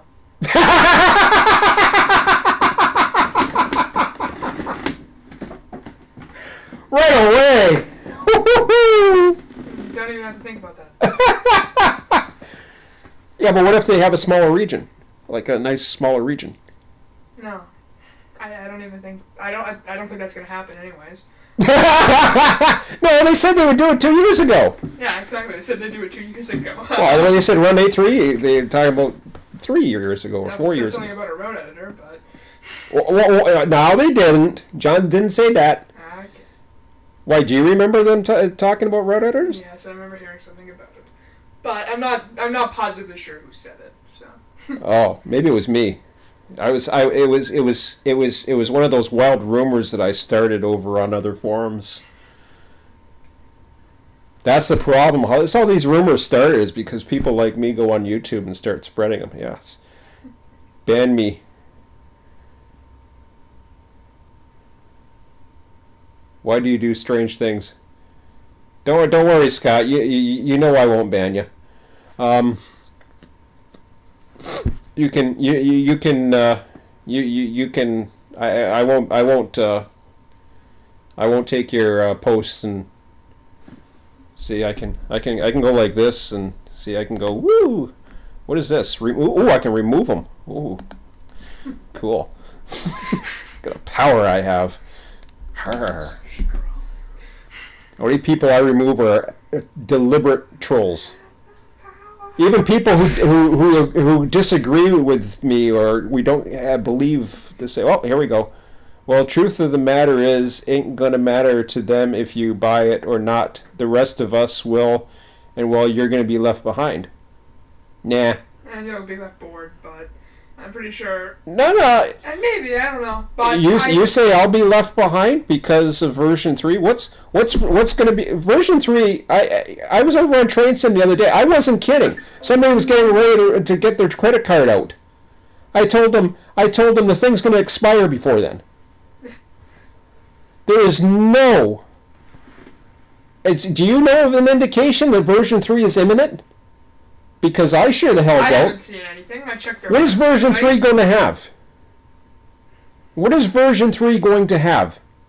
They'll probably have some more trains, maybe an expansion. Oh yeah, they're going to expand California. Probably will, actually. And they probably won't be just California at that point. But... Or are they? Well, they're supposed to have these small regions. It's not going to happen. If they get the small regions, I may consider it. Yeah, but that's not. And guess what? And guess what? The way I talk about it, they're not going to sell it to me. I know them. They get very spiteful with people who doesn't matter if you say they got the best train simulator on the planet. Doesn't matter if you've brought sales to them. They think I'm taking away sales by talking truth about it. They don't like the truth. They can't handle the truth. Oh well. You can't handle the truth. Perhaps I need to do not. Perhaps I need to do not. Perhaps I need to do not. What? Oh, he's acting like I was going to. I don't know. I'm trying to. Scott and I both have dry humor, so I'm trying to figure that one out. I think I get it. Because when it comes down to wanting a semi-perfect train simulation is a wet dream. It won't happen unless some of the AAA companies get behind it. Oh, I don't need perfection. Well, so we got to deal with what we get. As far as I'm concerned, train simulation by a AAA company would not be as good as not by a AAA. Right, because they don't have the focus on that. They just want the money out of it. They want the AAAs. The AAAs want the money. But I think truly what it would have to come down to is someone that is passionate enough to do it, because which is what Run 8 is. Yeah. Run 8's got passionate people, and they are doing well, I guess they're still doing their thing. But that's why Run 8 was interesting, because it wasn't a AAA title. It wasn't something that was a side project. And it was still the best train simulator on the planet. And it still is. Nothing's beat it. No. Not 5, 6, 7 versions of whatever garbage comes out for this version and that version and this, and it just doesn't beat it. Not whatever cash grab Dovetail puts on. So if 1.8 can do it, okay, let's get down to reality here. John was not a programmer when he started, as far as I know. He started programming. He started learning because he was already in the business with Brad and everything else. They were already in. They got fed up like I've been fed up. Now I'm not fed up at Run 8. I'm fed up because there's no options. Period. No. There's no options, and there's room. I see AI in other games. I watch. American Truck Simulator is not perfect. It doesn't need to be perfect. But I see how the AI is pretty pathetic sometimes. But guess what? I'm not expecting people to run my train into each other, because that ain't gonna happen. And if it does, I'm gonna fix those bugs. It's a lot less. AI is a lot more complex in a transport simulation than it is in a railroad simulation. You're dealing with blocks, you're dealing with speed limits, you're dealing with certain rules, but other than that, the only entities you have is what you're connected to, which is all part of the same I mean, you're literally talking about dealing with the AI. You take the number of, I don't know, you got people turning it like a signal light or something like that, and cars that are trying to get around you because they can, and all these other parameters that can come in. There's a lot of data. That's a lot of data. Trains don't have that. What trains have, the resource intensive is trains, is the physics. And that's why I'm leaving the physics alone. I'm not trying to compete with Run 8. I'm not trying to be a better train simulator. I don't need to be. If I want to be a train simulator, I'll leave that to Run 8. I'm going for the railroad simulator. That's what RTS, Railroad Transportation Simulator. The days of Freight Yard Manager, but way better. Freight Yard Manager is cool. Freight Yard Manager can be a hell of a lot better, and nobody's tried it. I will. I'm not afraid to. And that's the thing. I'm not afraid. And yep, I'm gonna fail. I'm gonna quit and kick up a stink storm and start venting on YouTube and all this other crap, because that's the type of person I am. I don't have this huge network. I got my son to yell at. That's about it. I mean, at the end of the day, you're gonna go through a lot of roadblocks, and that's what's gonna happen. But the fact of the matter is, it's an industry. It's not just something that you do because you do it. It's something that you do because you want to do it, and that's what's important about that. Because if you have the passion to do it, and you have it, and you'll continue to get it again and again and again, you're going to do it eventually. Oh, that's Scott. Scott saved me from Train Sim World Canada. Absolutely. Because I bought into the eye candy, and I thought, oh yeah, I can make it happen. Nope. Train Sim World is a broken piece of crap. And you can't edit it. You can't do anything with it. Forget it. It's garbage. It's no hot sense. Garbage. It could have been a great game. And Quincy said there, they had the opportunity to do that. They had the ability to. But all it is a cash grab. That's all they want from it. That's all they need from it. Yeah. Now at the end of the day, they don't have a passion in it. They don't want to do it. I got it. They just need to do I have a job. I'm not quitting my job to do this full time. Which means it's going to take a long time. I'm telling you, right now, the next year or so, it's going to look like crap. But judging, I'm going to say this, Scott, and I'm speaking for you on this, and you can. I'm Sean's personal crash test at me. I didn't even get to that. You see what I mean? So, what's going to happen? I know Scott can live with the rolling line. Rolling line isn't anything fancy. Doesn't have to be. But I want the railroad elements in there. I'm not worried about a train. I'm not creating a train simulator. Nor am I worried about Run 8.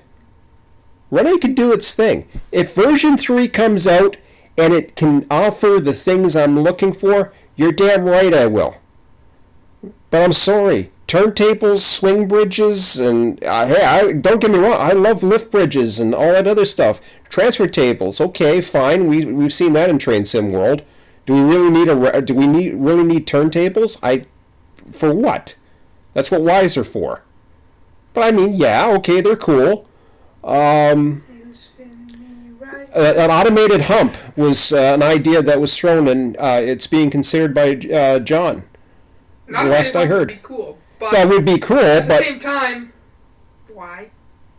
Because you automate it. Yeah, No. Cool, but in the actual game, if you don't have anybody else to run the trains that actually come out of the hump.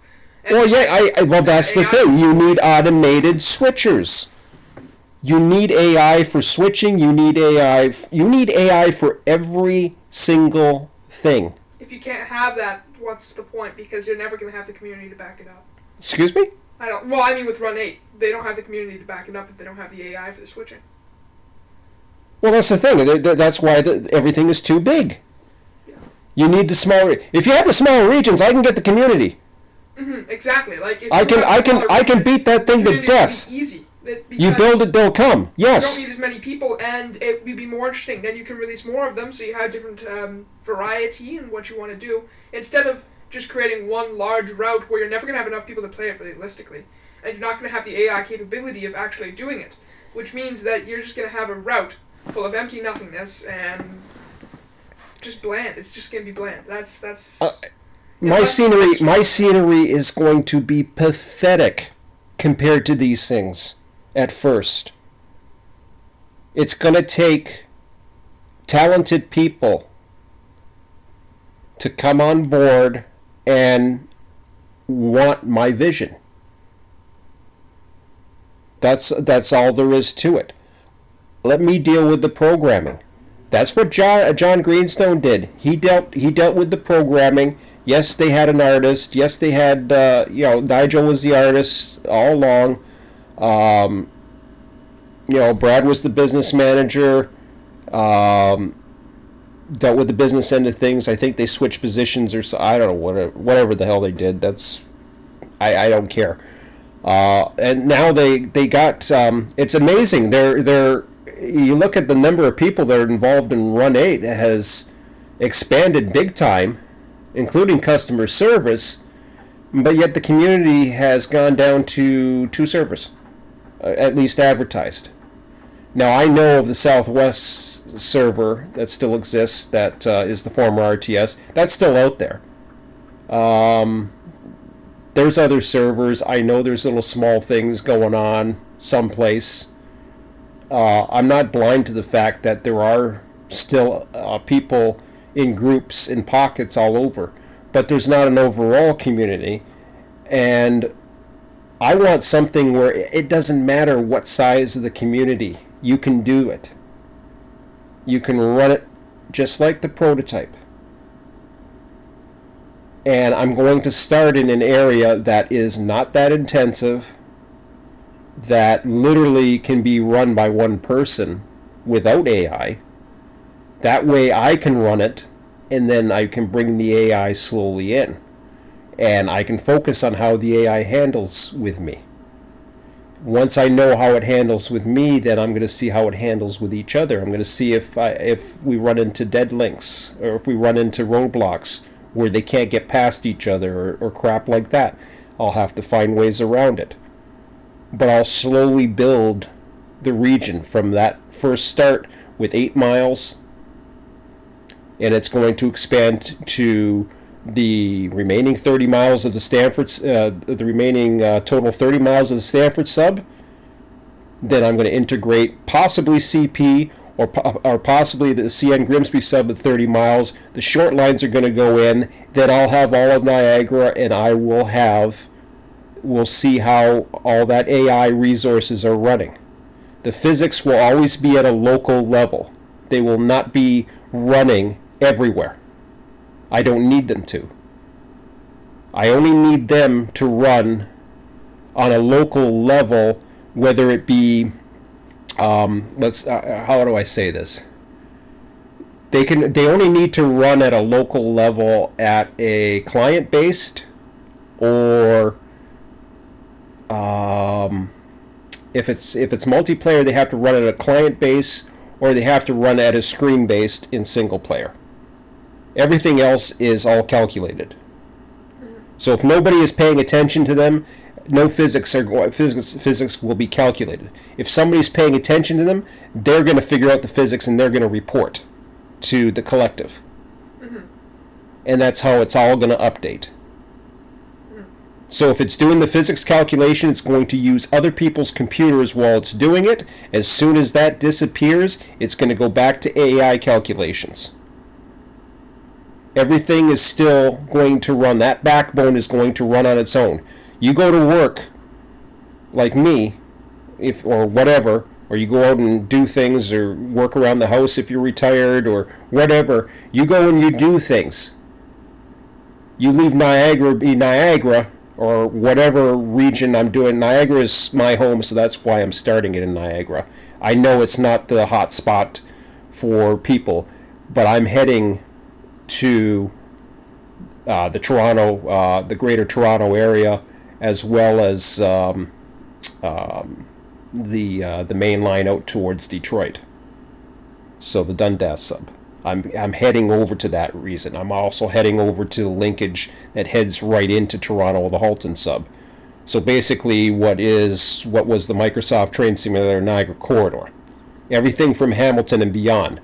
Eventually, I'll have the switchers in Hamilton. I will have everything, and this could be years from now. I don't care. I'm not going to, I will be there to see it through. And if I can't, and that's what I mean. I achieve one thing, I go after another. If I fail, I'm going to have to pick myself up. I'm going to have to keep on trying until the only thing that will stop me from doing it is if somebody can do a compromise. Just like how I compromised doing RTS version 2 beta. The reason why I didn't do RTS 2 beta was because version 2 of Run 8 handled it well enough that I was happy. I don't regret not doing 2 beta. I'm glad I didn't. It would have been a waste of time. I like what Scott said there in the chat. As long as we can turn off for human use, absolutely. You can operate anything, or a mix of 2 styles should it be desired. One thing I was saying right away, the engine running would be rudimentary. I don't think it's going to be like a rail driver type simulator. I'm not going to have cab views. I don't want to waste resources on cab views. I don't want to, as cool as it is, that's not how I want to run it. I want to run it from a top-down view, not a top-down as in looking straight down. This is a 3D view, but I want it from a top-down as in the entire railroad type view. So in other words, if you're a yard master, you're not inside that cab. You're seeing what's going on within your yard. Now, you're going to have views that can go alongside the train and can run along the side of the train. So if you want to operate the train and see the signals in front of you, you'll be able to do that. But you're not going to be a cab view. You won't get the cab views. You'll get the number 2 views, I think it is, in Run 8. I forget what numbers are what. Yeah, DTG doesn't know it with UE4. I want finer details in daily operations outside of operating the trains themselves. Exactly. I'm having forklifts, dude. I'm having forklifts. I'm having plastic loaders. Plastic loaders, forklifts. What else is there in Niagara that I can think of? We got the tank pickups. Train Sim World did a good job with that, to be able to tie in the one of the things with what I was impressed with was the simulation of filling up the tanks. Yeah. Now, obviously, I'm not going to make it toy-like. It's gonna run in real time, whatever the hell that is. I'll have to figure that out. That operation isn't done by a train crew, so it's... And it's not done by a train crew. Exactly. Those will be plants. But if you want to be the plant, you can. If you want to run the little yellow road rail, what is it? Not a road rail. What is it? Trackmobile. There's going to be trackmobiles. If you want to run the trackmobile, you can run the trackmobile. Actually, the trackmobile is automated as it is. Fun to run the red guy. The trackmobile at the two trackmobiles. They're both automated. Yeah. Or they're semi-autoed. It'd be more interesting to run the red guy. Well, yeah, the red guy is a switcher. The industry switcher. Those are all going to be operations that I want to encompass. I put it this way: when I saw Dyson Sphere, that was sort of opened my mind up. Actually, Trains did a good job of it too. Oh, is this from the other day? Yeah, it was. Yeah, is it? Yeah. It is, yeah. Yeah. The other one was Lumberjack Dynasty. Yeah, Lumberjack Dynasty with the lumber stuff. Now, I don't have any... There's no lumber industries. Now, there is a... There is a lumber industry. Well, there is. There's a transload facility, and that's going to have The forklifts. Yeah. So the forklifts, there will be forklifts that are going to work it. And it's fairly simple, but it doesn't matter, and it's repetitive and it's boring. But if you want to do it, have fun. And if you want to, if you want to be slow and not as precise, no big deal. If there's as long as there's always something to do. Yeah. And at the end of the day, I mean, you look at. I want everything alive. Well, what that relates to me with is with American Truck Simulator. You have the ability to park it, correct? And basically that's the same kind of thing. You have that option. If you don't want to, you don't have to. Even though realistically, someone would have to do that job. The AI can do it. Exactly, the AI can do it. The AI can do anything. Yeah. That is my goal. Job, but if not, you can do it yourself. I will make it so that I can control it first and know how to control it, and then I will teach the AI how to do it. Let's see, what else is it? I want finer details outside of operating. I really don't care to operate the trains themselves anymore. Good, neither do I. I'm with you on that, Scott, because I don't. I've had fun operating the trains. Two-man crews are fun, yeah. Yeah, and two-man crews, we can do that. I remember that because it's just fun to have. I want to be able to be a conductor, and be able to have an AI and basically talk to an AI engineer possibly. I want three-man crews. There's three-man crews a lot. Most crews in Niagara are three-man. Well, most crews that are in Yard and do locals. CN, I don't know yes. for sure. They use three-man crews. Seeing the kicking and all that. Two-man was great during our RTS times. It was. Yeah. We had a blast, and it was always cool because we can do it. So then all you need is rudimentary controls. At least something. If it's better than Train Sim World, I can make it better than Train Sim World. Yeah. I may not have, maybe I'll have rail driver compatibility. I don't know. Some people may like it. I was just wondering one thing. I haven't asked you this yet.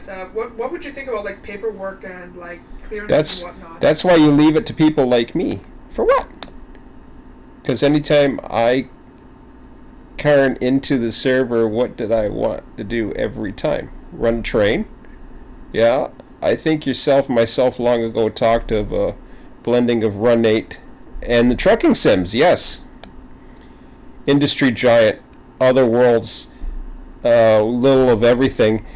I've thought about that. I have thought about combining ships and trucks and doing all kinds of crazy ass stuff. And I still may do that, believe it or not. It's trust me, and you know, Emmett, you know I thought about this. Yeah.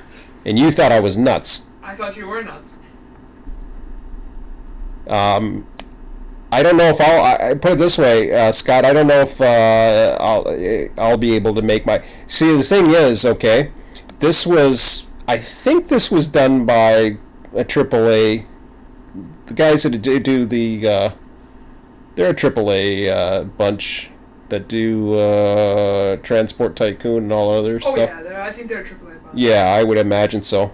But it's cool. It's cool. Not a simulation. It's Tycoon. The problem. Yeah, that's true. It's definitely fully Tycoon. And the thing about that is, I found with Transport Fever, it's micromanaging. It's too much micromanaging. I don't want micromanaging. The second version got a bit better with that. Yeah, I did, but it's at the same time, it's a limited amount of things you can do. Yeah.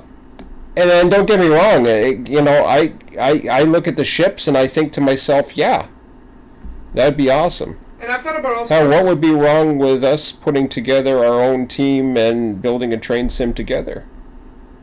I got no problem with people helping me out. The more the merrier, I mean. Yeah. As far as that's concerned, the more help there is, the faster it gets done. So kind of like transport sim, but more detail. Yeah, but not. I don't want to focus too much on the tycoon nature. I've just been thinking about all the places that we could do routes in and all sorts. Well, yeah, but see, that's the thing. Before any of this, I gotta start at Port Robinson Yard, and I gotta Yeah. work that 6 miles, and I gotta get that done first. If anything, if that's supposed to be my little small thing, well then that's it. I can do a CTC panel anytime. Yeah. I know I can do a CTC panel. That's not a challenge for me. No. And honestly, the CTC panel was not as appealing to me as it once may have been. Dispatching is not as appealing to me as it once may have been, because I got to do a lot of that. I think what happened was I got to do dispatching in multiplayer situations with real people, and that was where it was really interesting. Now, having said that, I'm talking about AI a lot. So, is it going to be the same thing where I'm in Run 8 and I'm watching a bunch of trains? The difference, I think, is those trains didn't have any freaking purpose. They were just spawned up to create traffic while I was trying to do some realistic operations. But it was down to where I was the only one who was switching Mojave. I was running things around. It's sort of like what Scott ran into on some of the small servers that were left, where he would be around just doing the stuff, and there was one other guy that was interested for a while, and the trains were doing their little AI thing and for eye candy and getting in everybody's way, but other than that, it was bananas. But no, I gotta get down to just trying it. I keep saying it. So now I have the enthusiasm. Okay, the enthusiasm's back for now. How long that will last? I mean, it could die very easily. I keep telling Emmett. I mean, he's got to keep me on track. Yeah. Problem with Emmett is he falls asleep every time I code. Yeah. I gotta stop that too. Because I'm interested in it, but it's just like, well, it's not the coding for me. It's the moving of objects and stuff that. Yeah, but you got to do all that. Yeah, I know. I mean, the only thing I can do is put audio or music on in the background, and hopefully it keeps you awake. Yeah, it just hurts my head, but I can still do it. I can still watch that with you, do stuff like that, because at the end of the day... Bring a monitor down here. Bring a PlayStation, or the old video game. But bring the video games to your room and hook it up down here and give yourself something to do. Interesting. Well, at least it gives you something interesting. I understand you, boy. I fall asleep sometimes watching you. Actually, I can watch you do American Truck Simulator. Yeah. We can watch each other do that, and we barely fall asleep. Yeah. So, but that's so interesting. The eye candy's so cool, and I like looking at the signs and stuff. I like Easter eggs. and then having the crazy truck drivers cut you off for some no reason, or smash into you and you get the fine. You being the crazy truck driver cutting people off too. Yeah. Yeah. Emmett doesn't use signal lights, but nobody cares. It doesn't matter in the game, so. Yeah. Well, they don't let you in anyways. No, they don't. So. Well, they don't. Actually, they do let you in. If you cut them off, they hit the brakes so fast, and then it's just like, well, you don't cut them off. You just try to squeeze in, and if you squeeze in front of them at a safe distance, and you're like, whoop, they hit the brakes big time, and then fall way to the back as if you're gonna kill them. But then if you start squeezing into an intersection, suddenly they'll let you in. Yeah. That's the only time they let you in. But if you're driving down the highway at 70 miles an hour or 80, nope, they ain't gonna let you in. I was driving 70, and there was a merger into one lane from two lanes, and the other guy had the yield. He drove on the side of my freaking truck, and I got penalized and. Well, at least the penalties aren't as realistic. It's like, oh yeah, you get a $500. No, you don't lose your license, and. I lost my license over someone rear-ended me. That'd be terrible. Nah, it dies with you because none of us are really around you to motivate you and push you. Well, I don't know. And the thing with me is it comes down to I have to learn a lot still, and I have to apply what I've learned already, and and just try what's already out there. I already got straight track. I can build a freaking yard with that straight track at Port Robinson. I may not have the switches and all the other stuff. And before cording while waiting Emmett to come down, pack yourself full of beans. The butt flapping should help Emmett remain awake. or causing the run for the bowl to throw up. Give you Popeyes over just as well. Yeah, Popeyes will do it. Popeyes will have him farting, have me farting. Actually, me more than you. Yeah. Yeah. You fart at other things. But, no. So, I don't know. Do you want to keep yapping? Yeah, we can keep yapping if you want. Yeah, if you want. I don't know. I don't want to bore you. I don't know. I'm just... So yeah, like from there, it just it goes on beyond. As far as all of us being able to do, I mean, I like I said, Scott knows how to make assets, so I'm not worried about the assets so much. He knows how to make some assets, so that's cool. I know how to code a little bit. I know a little Unity a little bit. I still have to, learn about. Having people who know certain parts of the industry or whatever, and I don't mind sharing and keeping it open. I don't have to announce like betas or anything like that.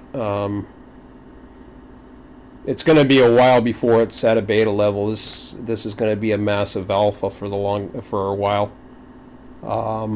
But that be saying it, if once it gets to a point where it's playable and it's savable, then that's where I'll let it go beta, even if the graphics aren't perfect or anything like that, and I'm not worried about that. As long as it's something that's fun. It's got to be fun. It's got to be fun, and I mean, a boxcar is not that hard to make. No, it's simple. A boxcar is probably one of the easiest. In fact, I could probably make, with most of the assets I have right now, I should be able to make a boxcar. The engines, I can make a rudimentary engine. Which hand pump cart. I can make a hand pump cart. Yes, I can make a speeder. I can make. Another thing, I'm sure that there's models for these kinds of things. Well, there is, and some you have to pay. I don't want to. I'm not worried about that. I've seen what Scott can put out, so I know. And the bottom line is, if not, then I can eventually we can figure out. I've been telling you, you got. I've been trying to figure out Blender. Well, then start with the small stuff and go with the donut tutorials. They're simple enough. Yeah, they help a little bit. Well, yeah. But it's just the UI that confuses me with Blender. It's not that bad. It's not like what's actually going on. I understand completely. Mm-hmm. But the UI kills me. Like I can do like a couple basic things, get stuff ready. A lot of shortcuts. Control with all my UI. There's a lot of shortcuts. I forget those shortcuts. Well, there's a cheat sheet for them that the one guy has. I have that. Okay. Like I just have to keep going back to it, and eventually I just get annoyed, so I give up. But probably should. Oh, okay. So Scott's replied, that's cool. Well, I know it worked, but I don't know the first thing about making assets or programming. Yeah, that's where that falls on the programming side's going to fall on me. I mean, that's just, and that's okay. I'm not worried about that too much. I know enough about it. I'm not worried about C#. I'm starting. It's not my favorite language. It never has been, but I've been familiar with C since I was in college. It was one of the languages I didn't like that much. I know it's powerful. I know it can do a lot of things. Every programming language is just a matter of building blocks.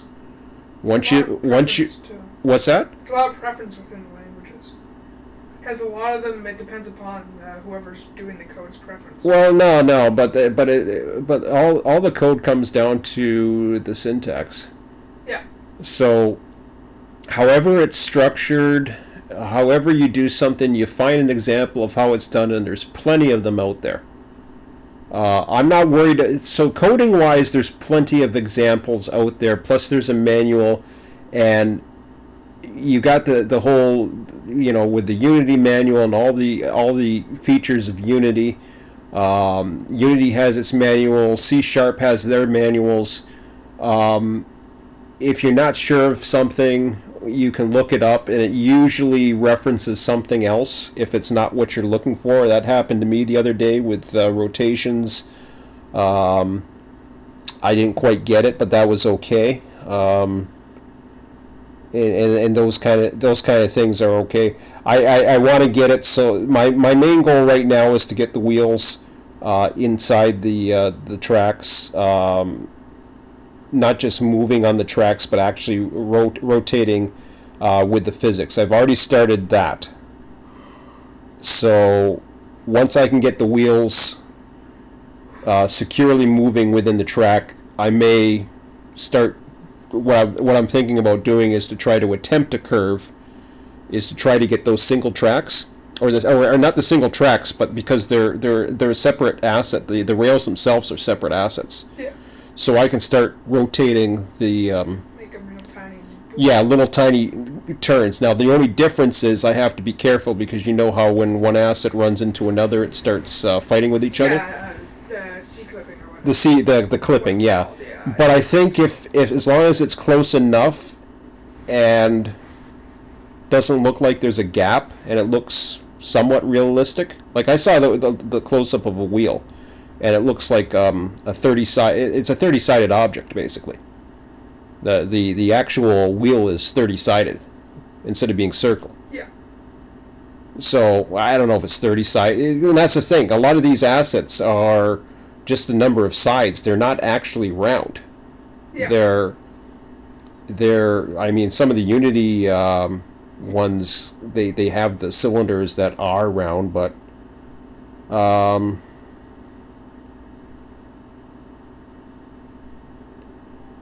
into account how open source engines are out there for public to use, if not many. Yeah. Unreal Engine, Unity, that's about it as far as it goes, unless you develop access to the SDKs to the other engines that's out there. No, I'm fine with Unity. Unity seems to work fairly. I'm okay with Unity. I don't need to be any more powerful than Unity. I don't want it more powerful than Unity. Unreal is Unreal. Yeah. Did you know Unreal 5's coming out? No, I know. I've seen them. I've seen some of the stuff, and no, I put it this way. I want it more powerful enough that I can run it. Put it this way. I can run American Truck Simulator in full graphics settings, but the game is 4 years old. It crashed on me the other day too. It was the first time it has done that, but I did have a weird thing at the beginning. I think I just needed to boot or something. I don't know. Something happened on the Snowdrop engine and play with it and learn it, but that ain't gonna happen.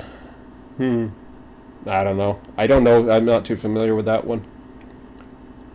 But just going on as far as what happens, and I wasn't thinking straight. Whatever that day was where I was I must have been tired or something, but I got into my vision as far as the Port Robinson and stuff like that and going beyond it, and then I kind of thought, well, it's just a boring running a train back and forth in a yard. And I kind of got dismayed by that, because that's the one side of that rail fans don't see that much. Even you get bored of watching a train going back and forth. Yeah. So that's where I thought, well, in those cases, that's where AI is handy for doing the parts that maybe somebody's bored of, but then other people might like. And the conductor side might be interesting to see it from the conductor's end, because we don't get to see that often unless we have the drone up and we're up in a certain location. It's much more interesting from that end, I find. So when they're switching out a string of cars, I find it's a lot more interesting from the tail end of the train. Yeah, I'm sure it would be. Yeah.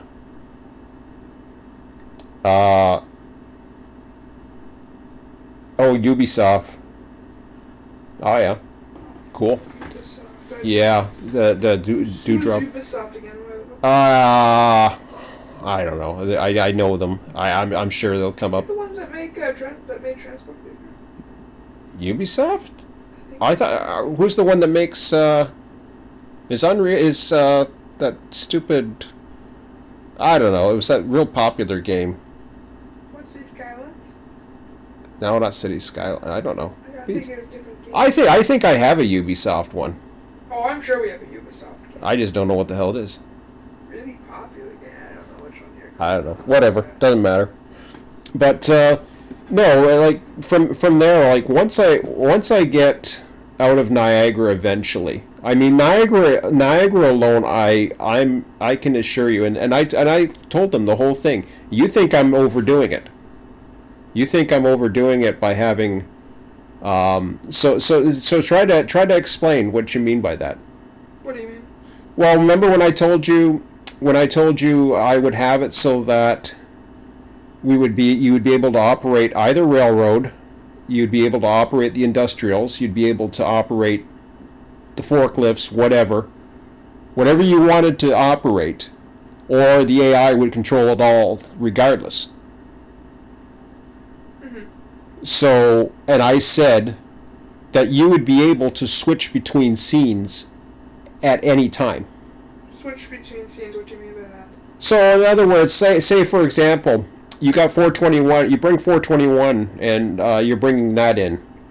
Yes. And you're just tagging along with it, and the AI is doing its thing. You're just riding along as the conductor or whatever, or you're running it if you want, which fine. Like I said, I'm not too worried about actually running the trains themselves, but actually seeing the trains run is cool, and then having the four views, like what I call the four views, and the flyby views and stuff like that. I think that's cool. The railfan perspectives especially, because I think that's what most people are familiar with, not actually running the trains, and we already have a train simulator that is really good for those who want to run a train simulator. I'm more focused on what a railfan likes about trains, but I'm also focused in on the command structure, the train master side, the not so much the dispatcher, although that's a function that I certainly will make available. The train master, dispatcher, yard master, conductors, maintenance away, you name it, anything that can happen. By the way, there will be derailments. There will be derailments. There won't be gore. I know where a lot would happen. If there is a derailment in RTS, and the AI likelihood of it happening is going to be extremely low, but if players are involved, it can happen. Yeah. Depends how good the players are. I know one place though where the track is in disrepair. That's another thing. Well, the track's in disrepair, but that's okay. And that can affect derails. Huh? That can affect derails. Yes. For example, the track to Oxy is terrible. Well, it is. And we've seen them derail there. And that's huh? We've seen them derail there. And we've seen them derail. Yes. Yeah. So in those cases, if something's prone to derailing, it can happen. Yes. And whether or not it was speed or just or the speed wasn't low enough or whatever, or just the track conditions were poor enough to cause a derail where it needed maintenance or it didn't have enough inspection or whatever.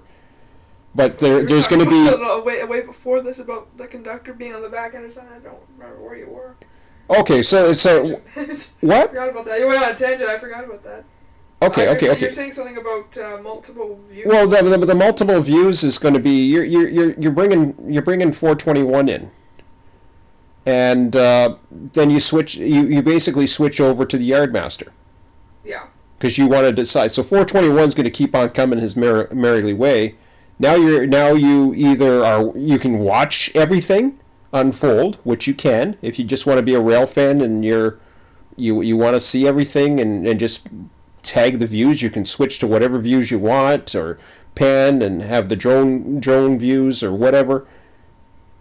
But let's say you're still trying to you want to decide what you're going to want to make some of the decisions. You take a look at the switch list. The switch list comes up as a window within the simulation itself, and you're looking at the from the Yardmaster's perspective. You're looking at the monitors as far as what cars are in what.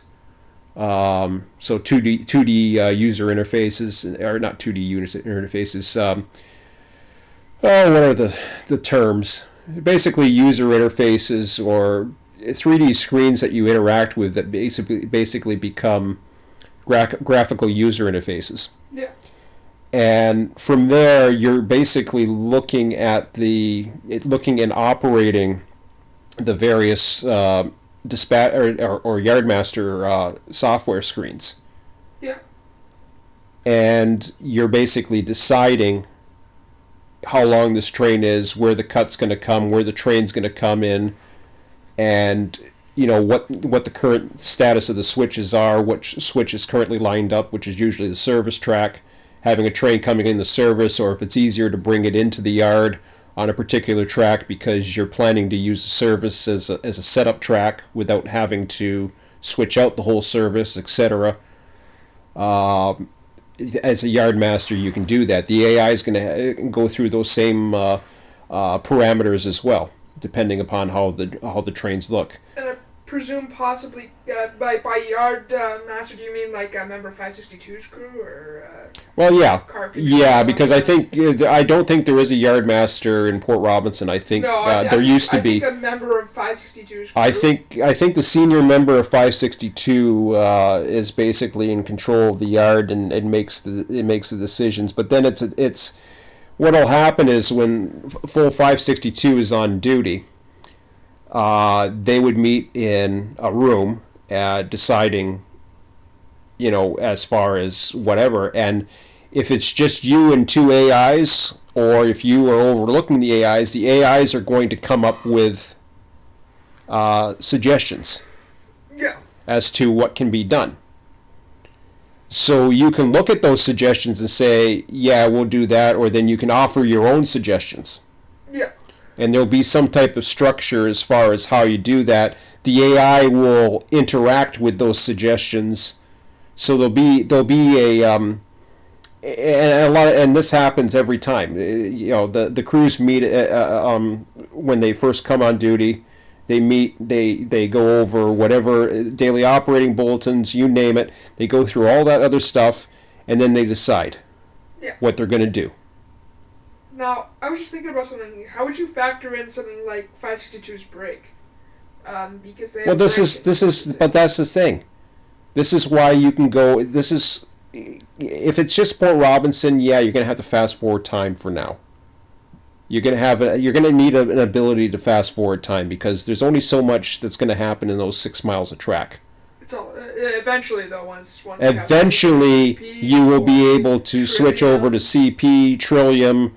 Eventually, you'll be able to switch out of your region to other regions. Yeah, and come back there. And that's the thing. Or just leave it alone after that. Or leave it alone and let the AI go and, go out and railfan and let the AI do its thing for a while. And you don't have to run the same time as real time. You can run daytime like in the middle of the night and night in the middle of the day or whatever the hell you want to run. It's your simulation. You can stop it if you want. You can fast forward if you want. You can do whatever you want. You can run a server. Presuming I can figure out the multiplayer side of things, which I'm not worried about it, but I certainly want it. I think multiplayer is a cool aspect to have.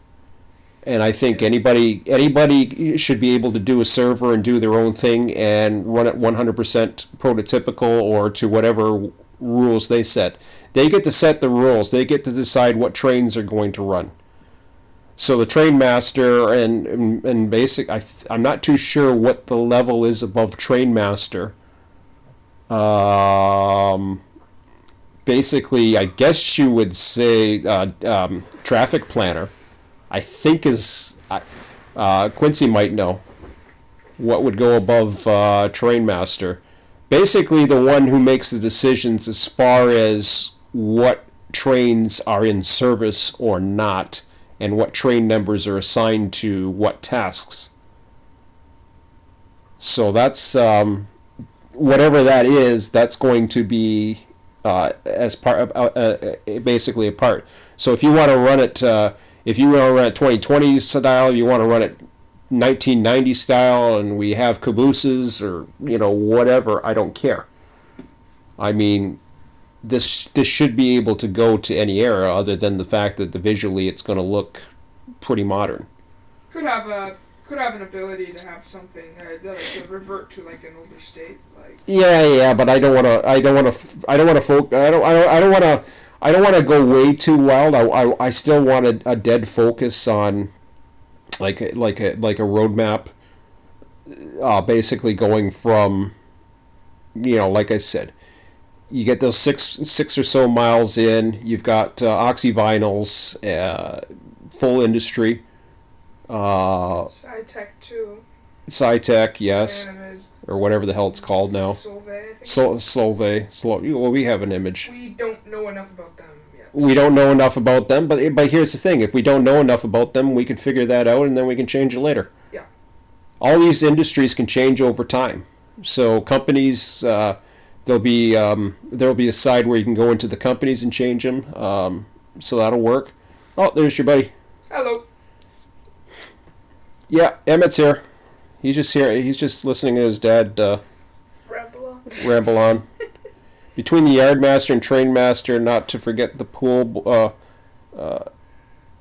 the PPOL board is pretty much there where things start to begin for train ops. Oh, he's saying how are you? Good, or did Charge you? I'm reading the comments. I was like, are you reading the comments? I don't know if you're reading the comments. Yeah, and then from there, so we have all the that process starts going on, and you're able to go between whatever screens you want to go. You'll be you can facilitate calling crews. You don't have to call crews at the same time every time. Crew management, there will be crew management functions. You may not have crews available. That'll be part of the planning stage, the crew planner, and making sure that, or crew dispatcher, I should say, because there is a crew dispatcher. I know that CN has that. And he's got to go. See ya. But now that PRS has gone into effect, train management is nuts. Yeah, I'm going to try to avoid to be too much. There's some things that at some point I'm going to have to cut off all the newest things, I guess, at some point. But, either I'm going to simulate it or I'm not at that point. So, that's the problem. Some of these programs take years to develop. For me, it's who knows. I don't know. Another thing with particular Niagara. I'm gonna be doing it part-time. I don't expect to go full-time. Yeah. Something with Niagara's train schedules probably will change. I just got a funny feeling. Especially recently. I mean, things have not been usually on time and stuff. Mm-hmm. And they got these big ass trains of 421 and 422. Yeah, you talk about 13,000. Yeah, we see 421 and 421 and 422 are easily regularly above that. Well, they don't get much more above. I don't think they can get much more above 13,000. No, it's not much above it, but they're not above it. No. I don't think I've seen a 13,000 footer. 12,000. Yeah, we've had 12,000 footers. Yeah. We've had just above 12,000 feet. I remember. Basically, I can tell you the length of. Well, I'd have to go into ATCS monitor. But like they're bringing 12,000 foot trains into Aldershot to pick up intermodal, like a few cars of intermodal. Like, where's the CNR? Damn it, I forget. Hang on a second, guys. I'll find it. Where's that CNR old thingy-majiggy? Is it a schedule or something? Is that the one? No, that's the Rail Atlas. Yeah. Well, that won't tell me. No, that just tells you routes. What's the CNR one? The CNR site? Oh, CNR in Ontario.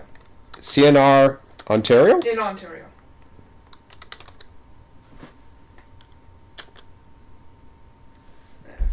That's the one? Yeah, CNR in Ontario.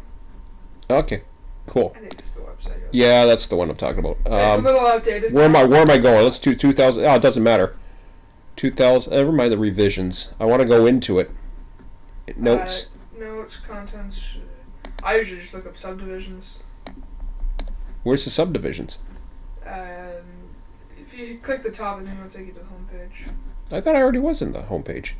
I'm in the homepage. Yeah, there's a way to look for the subdivisions. Options, notes, introductions. Boundary, national deleted taxation, added after 1954. Okay, I don't know what the revisions. Introductions. Okay, maybe this will alphabetically. Numeric patenting. Ah, there we go. Okay.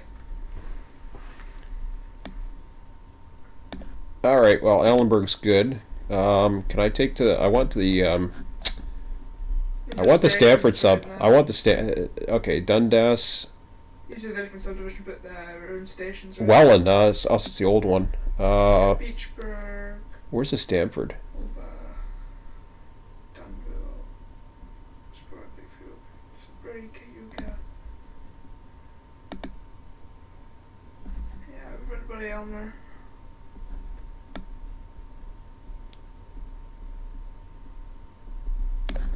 Okay. Hang on.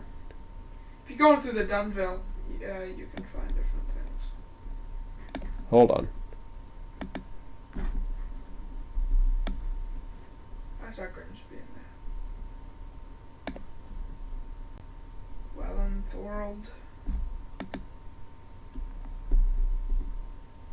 What kind of subdivision is it? Station, Port Robinson.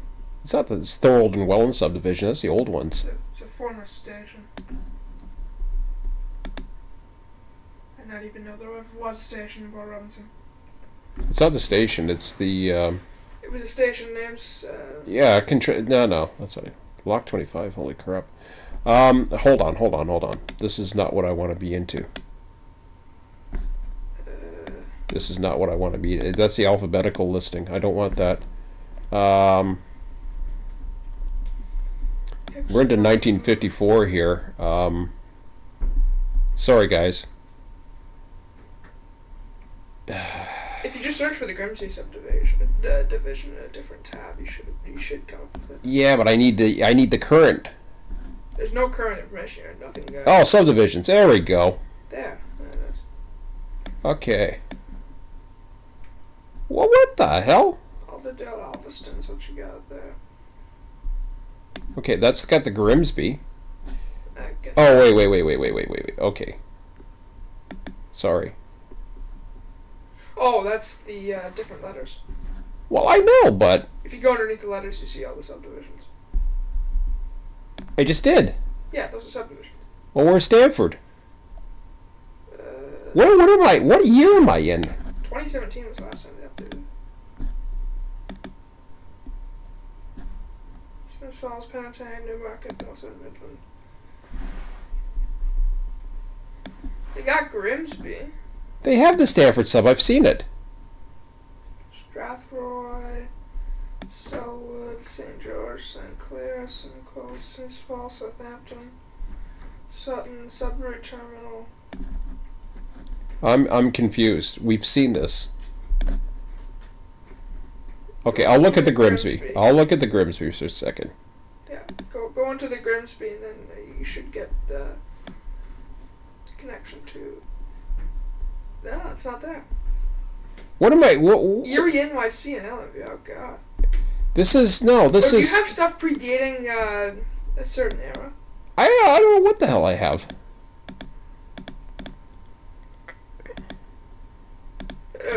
You had it there for a second. If you go forwards. Okay. One more. Go forwards. Another. Can I go to subdivisions? Yeah, but you have a setting right now. Go forwards a little bit more. Up top. Backwards, forwards, whatnot. I think. Where? Up top. Revisions? Options? No, not that. Up. Yeah, that. Added after 1984. Not in Ontario? Wait a minute.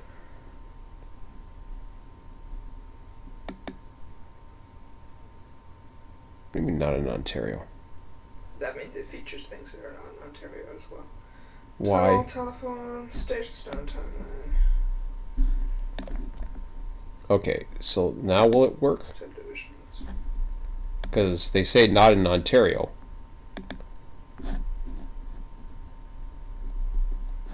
This doesn't have it. I'm really confused. Districts, divisions. It's not a division. No, I know Actually, that. That's kind of useful, though, divisions.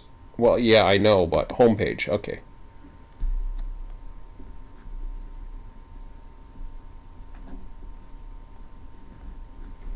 I thought this had stuff that was somewhat current. Yeah, that has stuff since 2017. That's it. That's what it updated in 2017.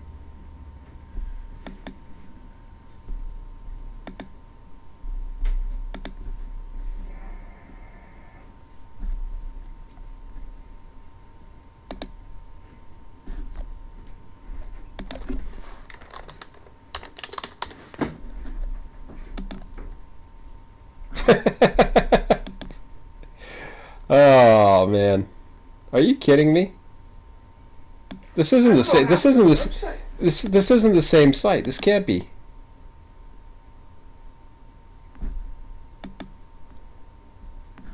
Search for Stanford subdivision. I did. No, in a new tab. Okay.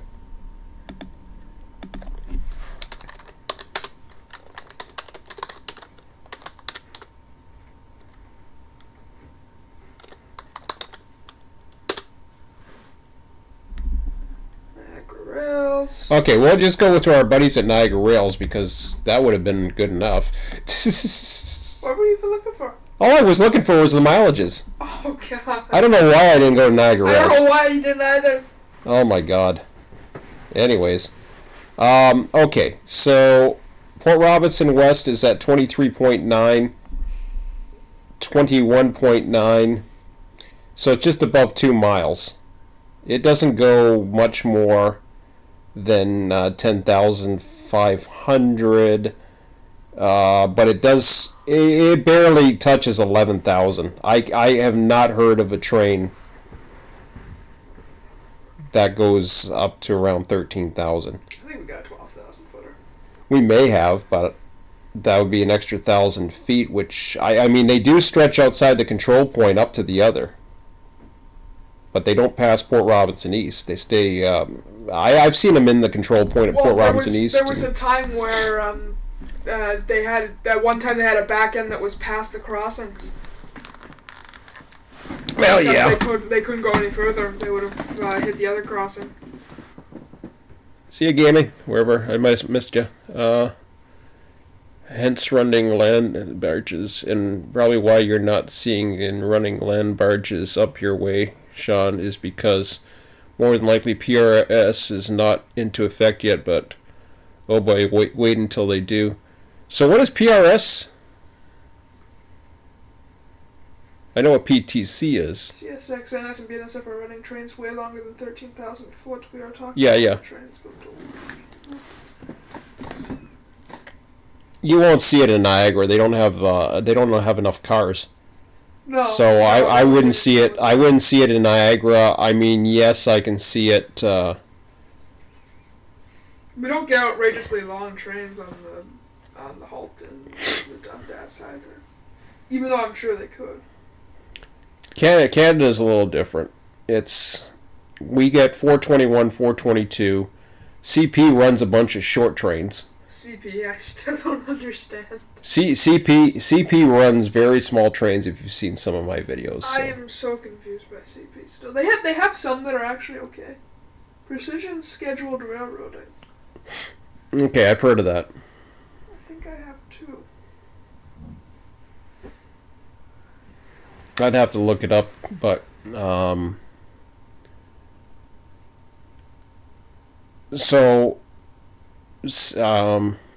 whole goal of it is to move more freight using less equipment, shortcut to save money. Yeah, of course. I think it'd be slow though.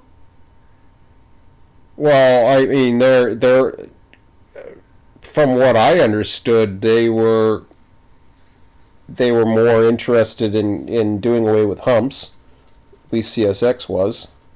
Yeah, pretty much everybody is. Yeah, I don't quite understand that, but it's because they just don't want things sitting there. No, I understand. I get that. So. But switching it conventionally just takes longer, which is absurd. Yeah, that's what I don't understand. Like, I don't see how switching conventionally saves time, unless you just don't switch at all and take all the cars to the wrong location. Well, that's what they want to do. They want to run it from one location to another. That's all they want to deal with, is running from one location to another, running one location. getting that merger with KCS, not CP. From what I've seen, they're still ramping that up. CN. I thought CN and KCS is going to be the merger. KCS already denied CP's deal. That's what I thought. After they accepted it. Yeah, it's supposed to be CN now. I don't know how they're going with that. I don't know how CN convinced them what more money. CN's got more money. CN's got a better bid. I didn't think CP would get it, and they aren't from what I've seen. No, Kansas City Southern's interested in CN last I heard, unless they change their mind again, but whether or not it'll pass the... You don't think it'll pass anyways? Who knows? Get enough people into it. But anyways, yeah, going back to what I was talking about. I don't know. I shouldn't have got distracted by that. But, yeah, everything is eventually going to lead to... once I get into Toronto, then, it's open game. If anything, Toronto is going to get a lot of people interested if they weren't already. Because what I had heard was that originally, and I was going to do it on a 2D stuff on a 3D. I was going to do 2D models on a 3D and looking overhead, but then that was kind of boring looking for me. So I wanted to get better than that.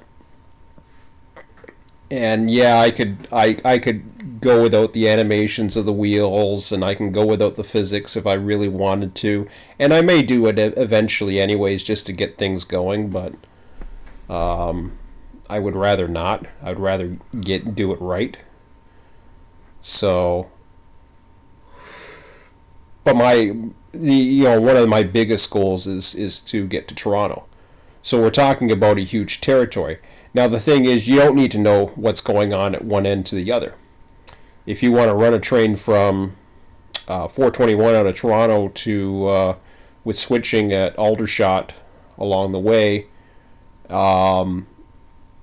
passing through to Port Robinson, you can do it. You don't have to know what's going on because the system is Number one, you can find out what's going on from a perspective window that is going to be totally, I guess, zoomable, or you can zoom into more detail, but you'd be able to see where all the trains are when the trains are coming on. I don't know how I would do that, but it would be informative. It'd be kind of complex, but I would have it in such a way that you could basically click on sort of like the transport features similar to Run 8, except you'd be able to go from one location to the other, so you can just basically click on a train and boom, you'd be there, no matter what it's doing. One thing as we start to get more to Toronto is the operations are going to be harder to track. And that's okay. They're going to be harder to know what's going on. And that's where, you know, different trips we would need to focus in on it, or we need to consult with others.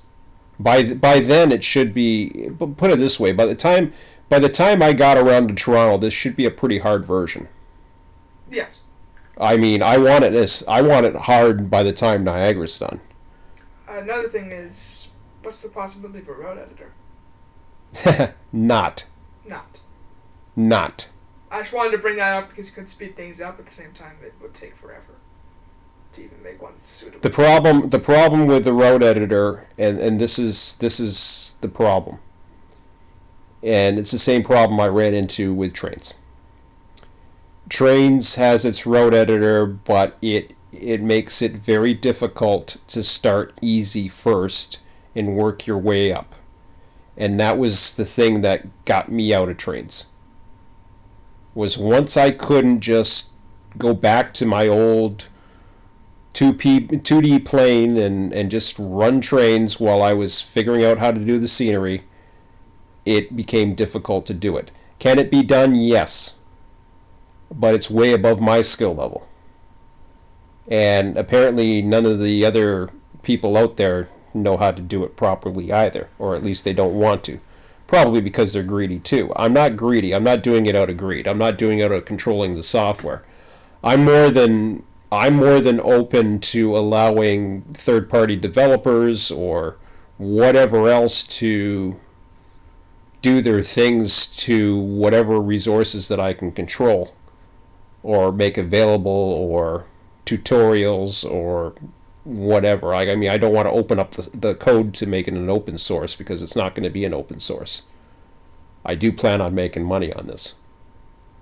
But this isn't all about money. This is about, for me, it's just about a desire of something that's been in my mind for over 30 years. And I need to see it through. If I couldn't see it through, or at least die trying, I mean, it's just like I wouldn't be happy with myself. And the funny thing was, no matter what decision I made, I instinctively started thinking about RTS again.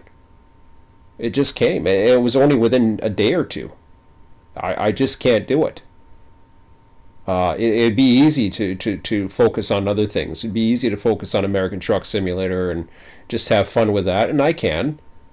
And I like American Truck Simulator. I really do. I enjoy doing it with, Emmett, and if that's something for Emmett and I to do, great.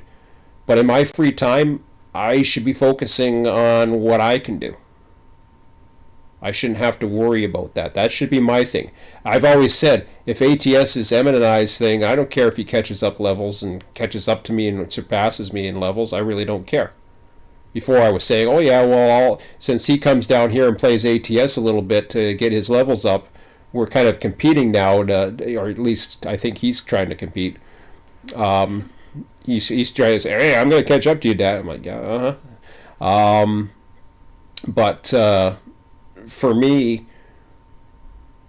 okay, that's up to him. If that's what he wants to spend his time on, that's up to him. But for me, I have to have my thing, so I shouldn't have to force him to go through. Like, I'll probably change the name of my page to whatever the hell it is. What is it, Survivor Sean and Son or whatever? Yeah. I'll probably name it to something else because you ain't doing diddly shit. Um, you're fired. So, start working or you're done. Tough love, kid. Freeloader. Yeah, you're a freeloader, all right. No shit. Get a real job.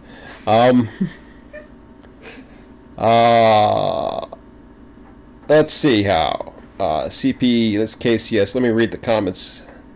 Man, I gotta take a leak soon. Want to talk now? Okay.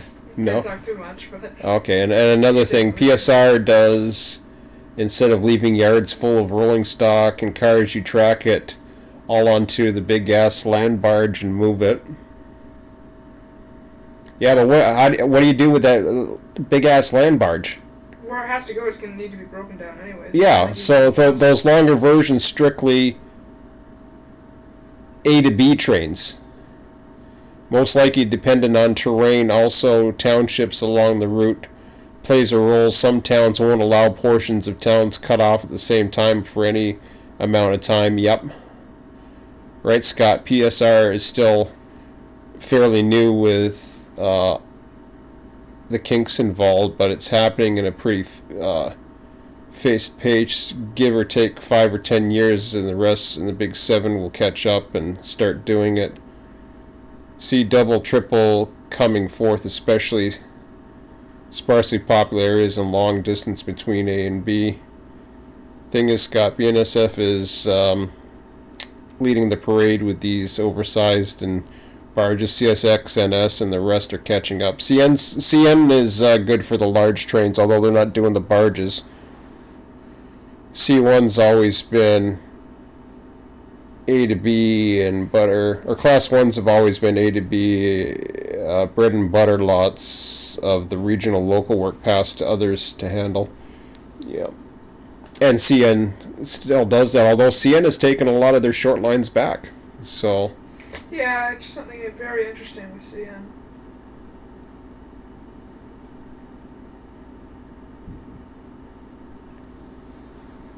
East Coast, I mean, unless you're on the Northeast Corridor, I don't know how the hell you're going to get through some of that. I mean, some of those lines are... I mean, right now they got like as far as the Greater Toronto area, they can't even... They want to get electric... Put it this way. More important, I shouldn't say, like they talk about the Class 1 railroads wanting to do stuff like this to be more competitive and have these land barges and all this stuff. Of course, they want to run longer trains and less people and all this other crap. Whatever they can do to get their stock portfolio, because they're corporates. It's all about bottom line. That's what corporations do. It's all about return on investment. They don't give a rat's ass about their employees, and you know, the ma and pa shops, they care about their employees because you know they have a conscience, and sure they want to make money, but they like to they value the manpower and all that other stuff. And same way with short lines. Short lines are the same way. Yep. I although short lines are getting corporate too. Yeah, I know a lot that are. Mm-hmm. There's a bunch in the U.S. that are, and yep. I know. I'm sure the ones down here. Too. Yeah. Not as many in Canada. Yeah. But we don't have as big of short lines. Rail America's been in here. Yeah, I remember. Freaking. What's it called? Genesee and Wyoming. Yeah. That one. Okay, you're getting me way off topic. Sorry. I don't know what I was saying before we started going back onto all these other short lines. Or whatever, corporates and all that other stuff. I don't know what I was talking about before. I couldn't shut you up. Sorry, kid. I started reading the chat. That was a mistake. No. But at the same time, I have to think about PSR and the bad stuff it's going to bring with it. Okay, yeah, now I know what I was thinking. So, the thing is, CN, and this had to do with this, so CN has their railroads, but Metrolink has theirs now. And Metrolink wants to be electric. Well, they're going to have a hell of a time because a lot of their corridors is right in the heart of town, the city, where they have number one, they have their Union Station, which they've been upgrading. Yes, and there's condominiums and stuff going around, but they're still surrounded by a lake on one side, and then they're surrounded by single and dual dwellings all over the place, which is accessible only by street and grade crossings. So I don't know how the hell they're going to do it in the Greater Toronto area, but I guess they could do it. I mean, but it's going to be a hell of a lot slower down there. But until they get out of town, put a Shinkansen in there, go 15 miles per hour. They've got a lot of old lines. They could have turned into electric lines pretty easily out in the middle of nowhere. Well, they got a lot of Metrolinx had a lot of lines at one point that they had to get rid of because they're underneath the government. You know, Ontario Northland's coming back. The Northlander. Yeah, I know. You told me about that. Yeah. That's actually interesting to me. Yeah. Don't know what they're gonna do with it, but I presume they're just running down. There was something else too. Bill wanted to go to Washego at one point. Oh yeah. No, there was something else too, and I can't remember what it was. Oh well. Via has these upgraded units. They're neat. Yeah. Well, we saw that, but we'll have Nuts and myself. Lafla will have you as Nuts as myself. Sean, give it time. Some take longer to convert than others, but derailments are going to skyrocket. Wear and tear on equipment is going to become monster size. Yeah. I tell you one railroad that's probably not going to do it, and that's CP. Well, who knows? I mean, if they want to be competitive. Yeah, I mean... They're not right now. They seem to be more... They seem to be more people-friendly or something, or employee-friendly. They kind of are, because, like... It's really weird. CP is weird. I don't know if it's just an East Coast thing. Because the West Coast, I know they have big trains. I know that they're, like, the premier railroad in Western Canada. And they actually have more track length than CN does. Mm-hmm. But I don't know. They just don't have as much traffic on the East Coast. Yeah. Okay. I think they're more oriented on the West. Okay. I got to get off this prototype dock.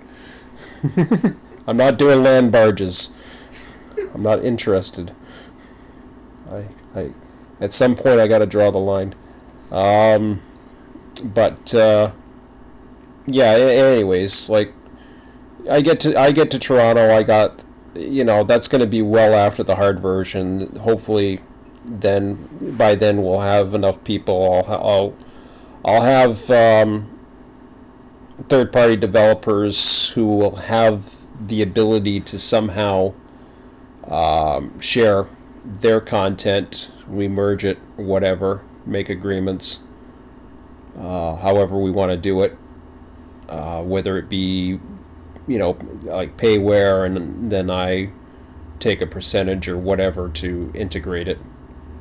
But that's fine. I mean, it's always gonna pay me a percentage if it wants to be outside of the, whether it's outside, if somebody wants to do something in their neck of the woods, I'm gonna take it as a priority basis and what I have time to do, and still focus on what I want to do, but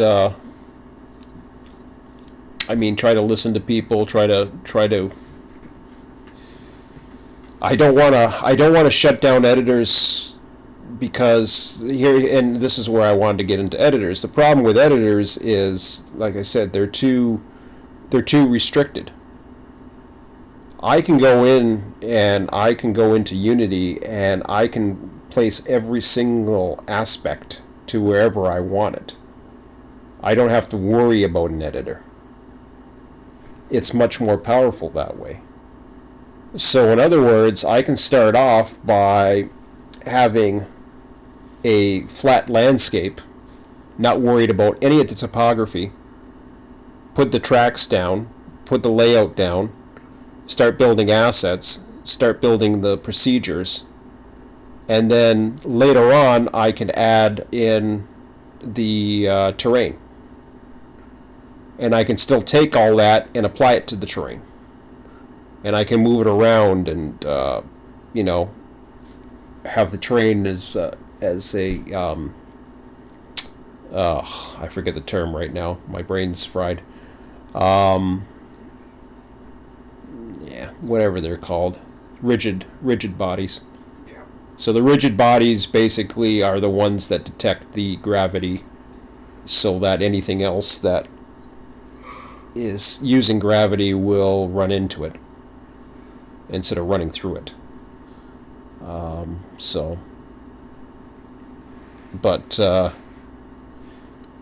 That's where I'm headed, as far as I can see. I want to head in that direction, but first I got to start out the basics, and the basics are get a wheel on a track, start moving it properly, build a train on single track, start getting that properly, then start playing around with curves, and then play around with the physics and weight and the drag, because all those things are part of Unity. The drag resistance, the slippage, all those things. And I already have seen enough simple code that will deal with it. I just have to figure out how to apply it, because it's hard to find train quote-unquote physics or how to do the train. It's very easy to find how do you get a wheel in a car to spin or move and propel and all this other crap. So it's not too hard to do it in Unity. I've already seen the methods of doing it. I just need to apply those physics over into the actual trucks, get them going.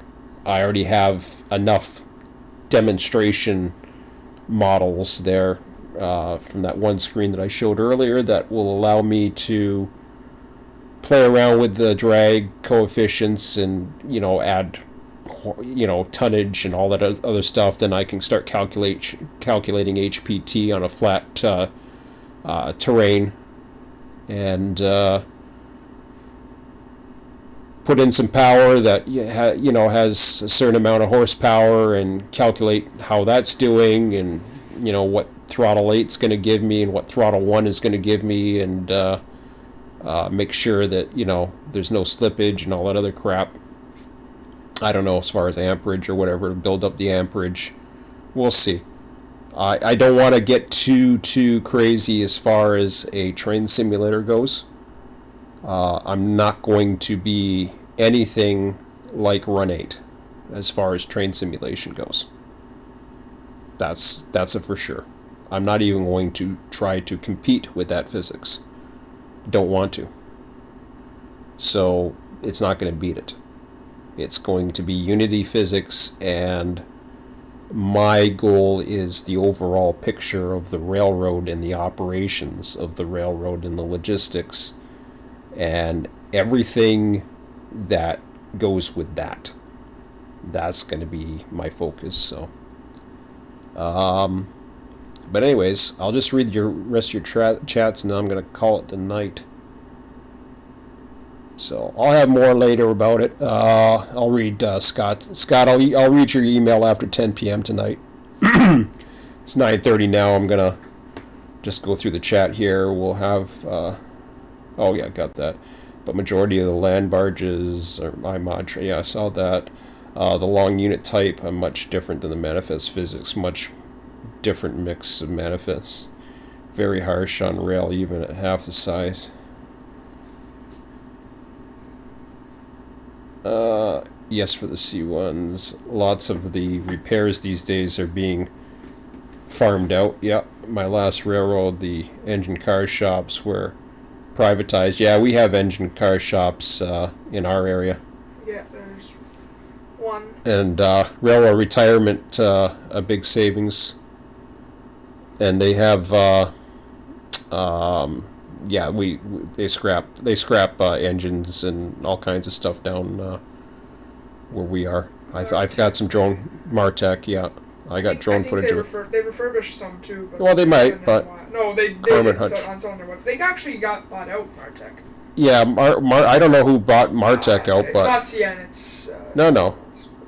Both's been around a long time. Even some of the maintenance away portion no longer railroad. Yeah, there's a lot of different maintenance away outfits in the Port Robinson area. I don't think any's necessarily running CN, oddly enough, but they have those high rail trucks that do Trillium and CPs. Yeah, maybe it is Trillium that's yeah. So that's. But it's not Trillium that owns them. It's common. I've seen them up north. I've seen them on OSR. I've seen them. Okay. Cool. I don't know what they're about. Okay. Anyways, I gotta take a leak real bad, so I'm gonna end this. So, 3 hours, just over 3 hours. Again, just shooting the shit. So, thanks for joining me and shooting the shit with me. And hey, I didn't get into any rants tonight, so I didn't kill Run 8 too bad. That's good. A little bit. I haven't checked Train Sim. Maybe I should have checked that before I did that. But anyways, no, I did. Yeah, Train Sim was dead earlier, so Scott replied to me though. As usual. Yeah, no. I get too controversial. They don't touch me. Then they jab me later. Pile of hot shit in the corner. Yeah. They'll get me later. Anyways, that's all for now. Have a good one. I'll talk to you later.